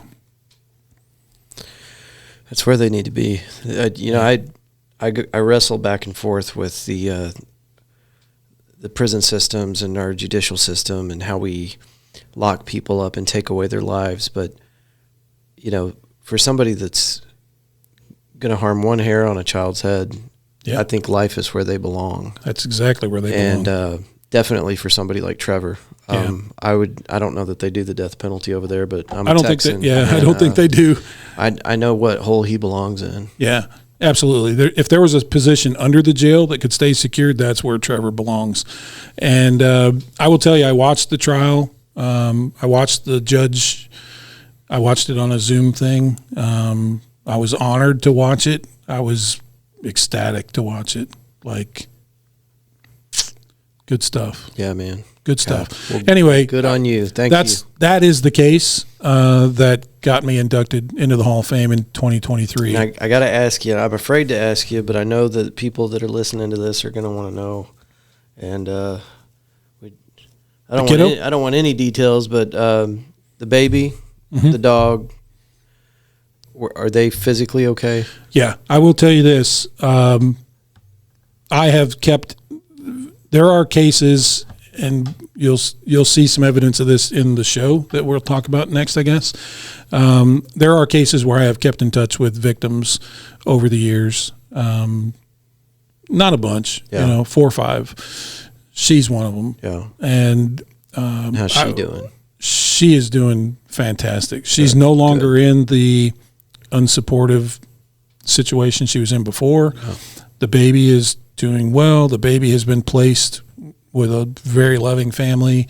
The dog is still the dog. Still a dog. Unfortunately, there wasn't much we could do to help them. But that kiddo is doing great. And I will tell you this, I haven't yet I did share with her that he got convicted and that we recovered all her stuff. I was honored to do that. Yeah. And she cried. Yeah. God, man. That's a lot. So, I can't wait to tell her he got life. Yeah. I can't wait. You haven't told her yet? I haven't told her that part because it literally just happened. Like, I'm telling you, 10 days ago, 7 days ago, it just happened. And I can't wait to tell her. So I feel like I don't watch a lot of these shows because it feels very clickbaity. These people going out and confronting these predators. The vigilante stuff. Oh, yeah, I'm so glad you said that. It doesn't set well with me. But what you're doing on this A&E show, it's not that. It is informative. It's getting the issue in front of the public. Right. And I'm really proud to have you on here again. And I can't thank you enough. Yeah. I appreciate it. Tell folks a little more about the A&E show real quick and what they can expect. Let me add one real quick thing, and I'm so glad you brought up the vigilante thing. Don't get sucked into that paradigm. If you're a YouTube fan and watcher and there are people out there that are doing vigilante work. They are trying to be the cops and they're not the cops. Those people are not prosecuted. We're not taking those cases. Right. We can't take those cases for a host of reasons. And so I have had conversations with 3 or 4 of the biggest vigilante groups in North Texas, myself and a couple of my colleagues, and they are in it for the money. Sure. They're in it for the monetary, the clicks, the likes, the hearts. That's it. And I will tell you, as I have told to them directly, I was like, you're going to harm a real child in the process. And they looked bewildered. And they're like, what are you talking about? I'm doing good. And I'm like, no, you're not. And I say, because that guy doesn't get prosecuted. The cops don't take it. He doesn't go to jail. Do you think he's ever going to go back online and try to go after another kid again? Of course he is. 100%. He's going to wait a few months because he's thinking the other shoe's going to fall or the cops are going to storm in. But eventually, what's got his switch flipped isn't like everybody else. So he's going to go back to the source, which means he's going to be much more cautious, which means in order for him to follow through to go meet an actual kid, he's going to have to see evidence or proof of a real kid, which means he's going to get a real child who's going to create some sort of image or video of themselves, and they're going to share it. So you're going to victimize that kid in this process. Yeah. And eventually maybe get that kid a hands-on offense or worse. And so there's no confusion for our listeners. Whenever these vigilante people go out there and confront these people, any kind of evidence that they gather is inadmissible in court. Is that right? And if you read the comments, if you go and look at these vigilante groups, they crush the cops. They're like, we took it to the cops, but they won't take it. Yeah. And then you just see piles and people pile on. They're like, what do you mean they're not taking it? That's garbage. You know, they just trash the cops. And I'm like, if you understood the why, it would make more sense. But I'm here to tell you, don't give them the likes. Don't give them the hearts. Don't give them the thumbs up. Don't give them financial support, because that's what they thrive on. So my intuition there was accurate. Yeah, 100%. But let me go on to the show, because I know we've been talking a long time. At the Crimes Against Children Conference in 2021, we were approached by a British guy, Dr. Graham Hill, who's very well known in the arena of sexualized behavior of offenders, and on the psychology side. On the psychology side, like super smart guy. He's like a retired superintendent from the NCA, like really brilliant dude, super great guy. I've been to his trainings. He's fantastic. Teaches over here a lot. So I knew of him peripherally. I'd been to his trainings.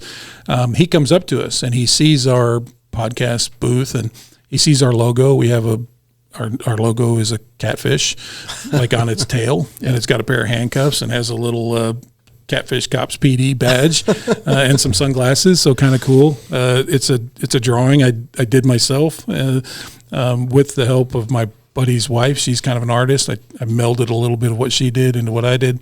And so he comes over and he's like, man, I love that logo. And we're like, oh, thanks. You know, tell me what's going on. And so we tell him, and he's like, you want to make a documentary? And we're like, what? What? Yeah, that's exactly what it was like. I was like, what are you talking about? And he's like, I think there's a space for this here in the U.S. And Dr. Hill has done his own series on his own accord, and it's great.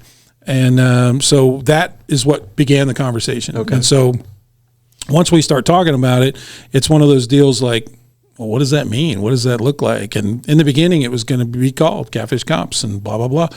And we're like, okay, cool. You know, we talk about it. Well, we talk about it for a year. And he's like, okay. And like, we met him the next year at the conference, and he's like, hey, if you'll come up to my room, I have a suite. And he had kind of a office area in his suite. And he's like, we'll just sit at a table and we'll do an interview, and then I'm going to send it over to some people in England. And I'm like, okay. So we kind of did exactly this. We sat in front of a camera, and we, had microphones, and he just asked questions, and we just answered, Brandon and myself. And he's like, great. So he sends it away. Well, then, like into 22, we start talking about it. Now, we had permission from our departments to do this. I mean, obviously, we're not just going hog wild and do it when we want. We've run it up the chain. And I will say also, what they did, what the production company, it's called Mine House Productions and Soho Studios over in the UK, coincidentally, right? I'm making all these connections to the UK. And they did open records requests for all of the material. All of the cases that they have interest in are adjudicated, meaning they've already been found guilty and gone to prison. And right. Some are still in prison. Some have done their time and gotten out. And so just to set the record straight, everything is legit above board. Yeah. And so over time, now we're in 2023, it really started growing some legs. Like it really started picking up steam. And then in early of 2024, they flew a whole crew over here from England, director, producer. They hired a local Texas film people and sound people, and they created a fake police department office and brought me over, and I filmed a pilot, or what they call a sizzle in the industry, right? And I was like, I have no idea what this is. It's like 13 minutes or something. And then they kicked it off. They put it all together, and then they ship it off, and it goes out to some kind of focus group or something. Mm-hmm. Like, I don't know, I think 10,000 people or something got to see it. And then they wait for their feedback, and then the feedback was all very positive. And then as soon as that happened, A&E said, yep, we're in. We're going to greenlight this. Excellent. And so A&E picked it up, and we couldn't talk about that forever. Right. But we kind of had to keep it under wraps. And then in 2025 is when the filming started. And so from March to July, I filmed 7 days. We worked 7 days a week. I was working 7 days a week, half the week at my cop job, half the week filming on my own vacation time. I burned every bit of vacation an entire year to do this. Damn. Yeah. Should have tapped into that. Yeah, let me tell you, it was a lot. It was way more than I ever thought it would be. I had no idea what it was about or how it was going to happen. So I just decided I'm going to be a sponge. I'm going to go in there and I'm going to bother them and ask questions and everything. They were just so cool. They were so nice. The crew was so amazing. And I learned so much about how, and they told me in the beginning, they said, hey, you're never going to look at a TV show the same way again, ever. Right. Because you're going to know now, like, oh, when you see this, it means this, or you see this, it meant this, or whatever. And so now they ruined TV for me forever, but it's fine. They were super cool. It's you'll watch the show. You're going to see I'm in a suit. Mm-hmm. I don't wear a suit at work. Yeah, I do not like fancy pants and party socks. I'm just not that guy. They needed you in a suit for the show. Yeah. But for the show, I'm in a suit. And I was like, I don't wear this at work. And like, you're going to see I do surveillance in a suit. No, I don't do surveillance in a suit. So that's really the only fake part of what they did.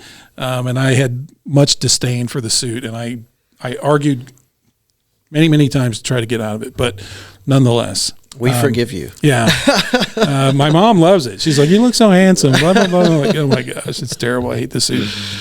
But it was a very cool experience. Took way longer than I thought. I met and have a lot of great new friends as a result. And it was supposed to premiere in around November of 25. And then that got pushed. And then it just finally came out here in March 5th. March. Yeah. And so my family was in. I don't know if they're going to be on it. I don't know what show. I mean, I know the cases that they have, but I've never seen the final product. Oh, so wow. like as it comes out it's out on Thursday nights at 8:00 Central on the A&E channel. Which apparently, I don't know, maybe there's another way to watch it. I need to go through all of my streaming apps and see if it's in there. I couldn't find it. Well, I'll tell you where I know it is, only because I've been asked this 100 times. If you have DirecTV, you can get it. You just go to the A&E channel and there it is. If you have Hulu Plus, okay, I think we got that. You can find it there. Not regular Hulu Plus. Okay. Or no, I'm sorry. Hulu Live is what they call it. Hulu Live. I might not have that one. So regular Hulu, no. Hulu Live, yes. And then my oldest daughter, who's 33, she is like, doesn't have any of those. Yeah. And she's like, but I found it on Amazon Prime. Okay. But you got to pay $20. Okay. And she said $20 is all 10 episodes. Are all 10 already out? No. Only 5 are out. Okay. But you'll get them as they come out. Matter of fact, tonight is number 6 at 8:00. Okay. And so, if you buy it on Amazon Prime, and this is just what my daughter told me, you can't binge watch the whole 10. Right. It's not like that. You can see what's come out, ones that are out, and then you have to wait until the next week or whatever. Everybody's got their own way. Everybody's got their rules. Releasing it. Yeah. So, and it may be on other places. I honestly, those are the ones I know that it's on: Hulu Live, DirecTV, and Amazon Prime for $20. Do you have a show that you're waiting for the episodes to come out, or a new season? There's a lot of talk of that already, and it's so weird because the production company Minehouse and Soho are in the UK, and they're great people. They're gearing up as though there's going to be another season. Okay, they're like, well, hey, we're super hopeful, and I am too, but I am really treating this as a one and done thing because the mission's complete. I mean, this is a gift, right? Yeah. I'll be honest with you. Like, I don't take it lightly because I don't know anybody that's ever done this. Yeah. I mean, clearly a bunch of shows are out there and things like that. I've never personally experienced anything where someone I know directly has gotten to be on television. Yeah. And so I take great pride in it, obviously, and I'm very humbled to say, yes, it's out there. And I couldn't have done it without Brandon Poor, my partner on Catfish Cops. I couldn't do it without my wife and my kids. I'm super grateful. I'm super humbled. And of course, I would love to see it continue. You know how it works. If people tune in and watch it, if there's some serious interest there, even if A&E doesn't pick it up for another season, somebody else might. Yeah. So. Yeah, it all remains to be seen.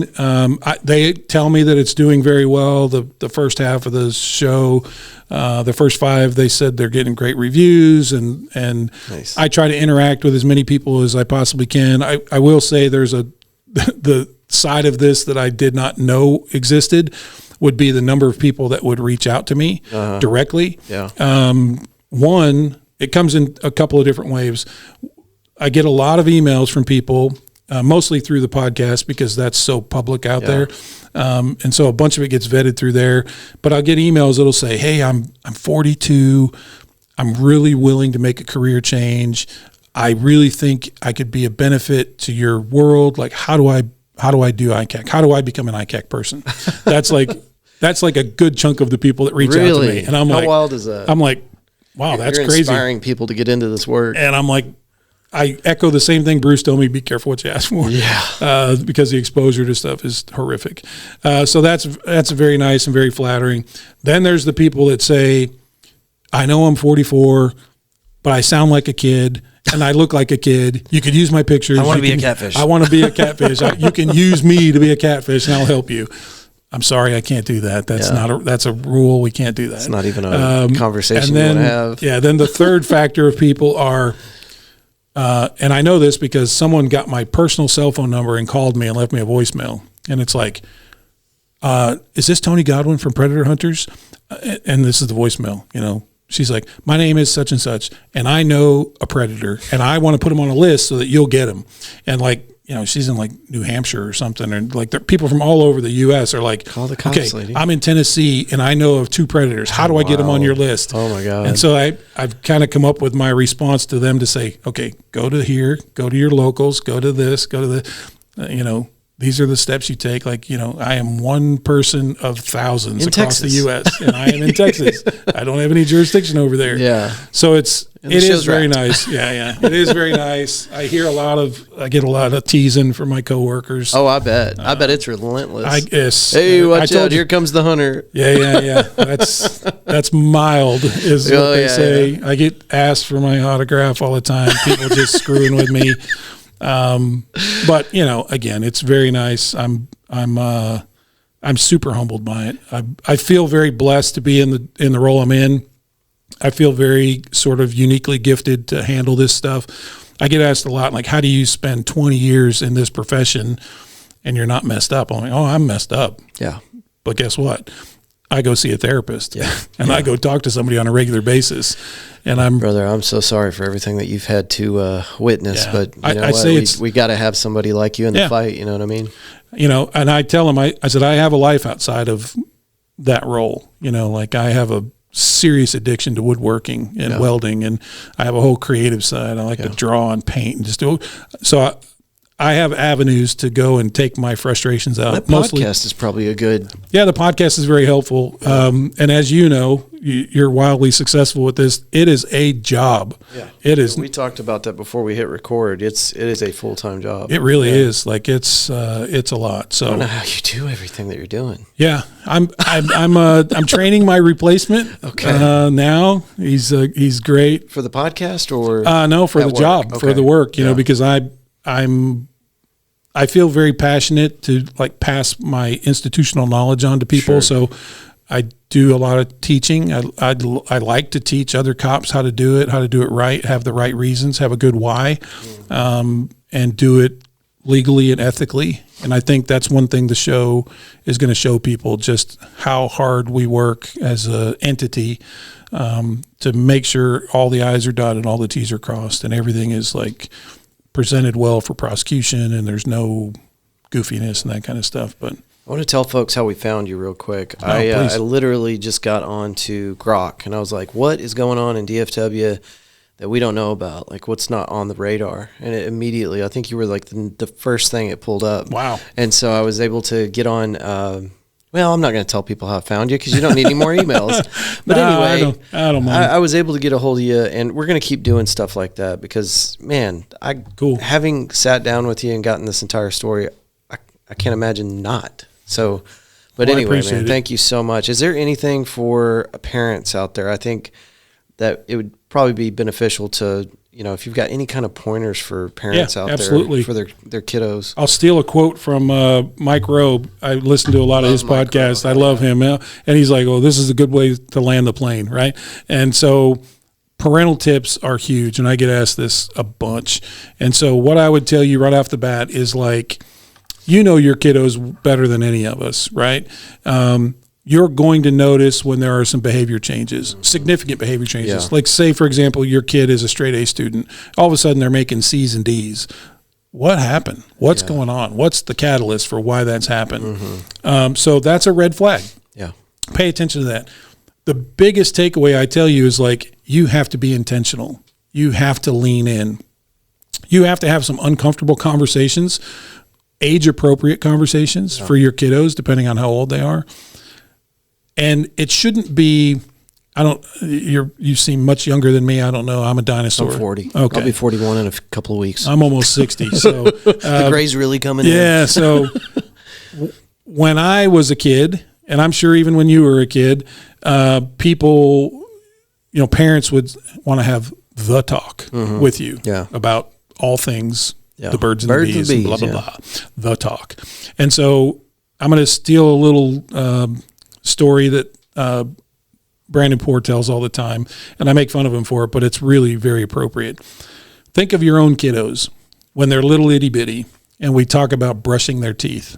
And when they're little, we brush the teeth and their gums form, and as their teeth are coming in, we're brushing them, and then we evolve into letting them do it, but we help them, and we remind them all the time, brush your teeth, got to brush your teeth twice a day at least, brush, brush, brush, brush. And then as they get up in age, it's like, did you brush your teeth today? Let's go brush your teeth, and we're constant dripping, constant reminders about brushing our teeth. They get into teen years. If you got a teenager, you're like, bruh, have you brushed your teeth? Like, get in there and brush your teeth. You know what I mean? Like, and so we constantly do this, right?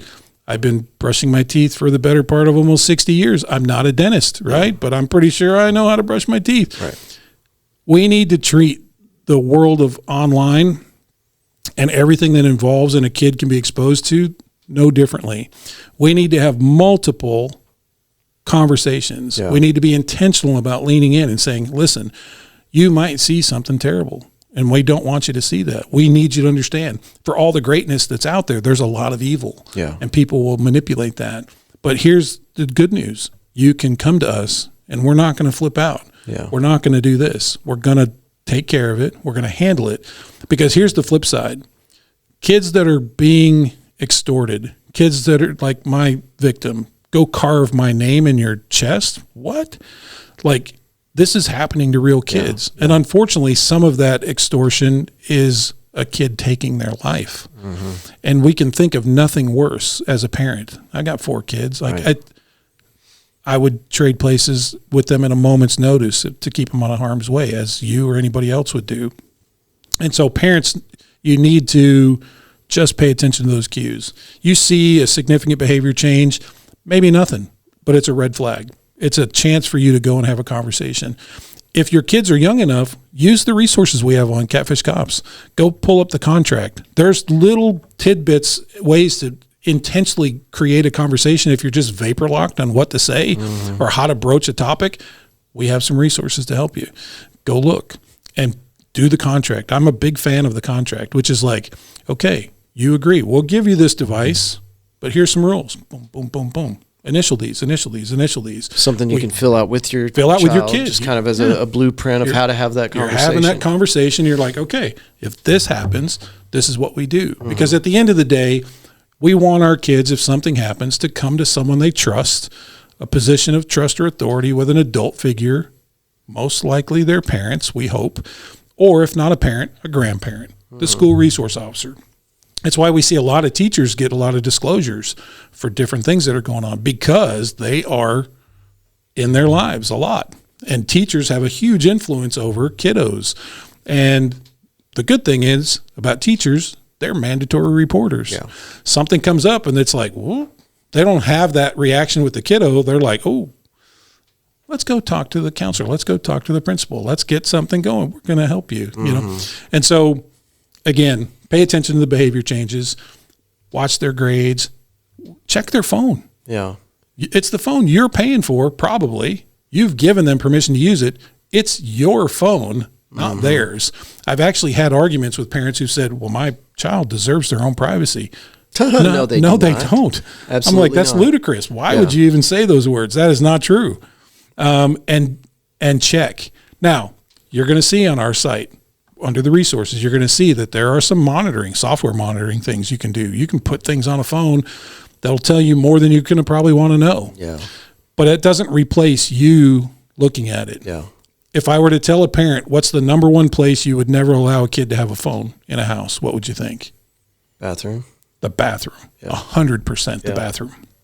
Because what do we all have in a bathroom? A door that locks. A door that locks and an expectation that no one's coming in. Right. That's the one and only place I would tell you. Aside from a bedroom, it doesn't need to be in their room at night. Because guess what? When you go to sleep and you fall asleep, they're still up. They're still playing up around on the World Wide Web. Yeah. And think about your gaming systems, right? Your gaming systems all connect. They all can go to apps that chat. Yeah. Lots and lots of stuff out there. If something happens, don't panic. Don't freak out. Stow your freak out. Don't panic. Remove the device. Put it in airplane mode. Now, here's the next best tip. I don't know a home in America that doesn't have a junk drawer full of old phones, right? When you take away your child's phone and they feel like you've chopped their hand off and they're like, oh, my God, I'll survive. You pull it away because you're going to now do the right thing and call the cops and get something happening. Remember that drawer of old phones because your kid knows they're there. And your kid could go get one of those phones, connect it to a battery or charge it up. Log back in. And log right back in. All they need is Wi-Fi. Yeah. So if you're going to secure one phone, go secure the junk drawer phones or the tablets and everything else. And then just call the cops. Just let them know. At best, nothing's happened. Yeah. Right? Best case scenario, nothing's happened, but it's documented.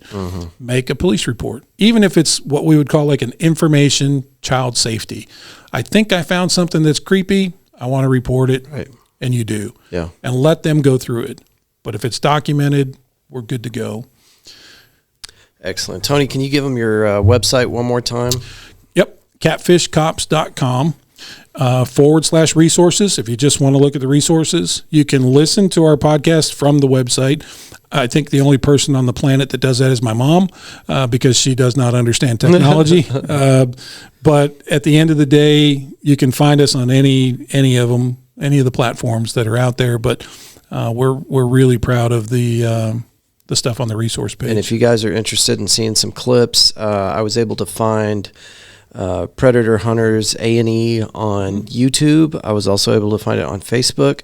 Something that kind of disturbed me, I typed in Predator Hunters into TikTok, and it said, no search results. You have tripped our community guidelines using phrases that are not allowed. You're in timeout now, huh? And maybe next time we could kind of discuss how odd it is that our society seems to protect these predators for some reason. That's strange because there are a couple of TikTok channels that are out there that are like doing reviews on the show.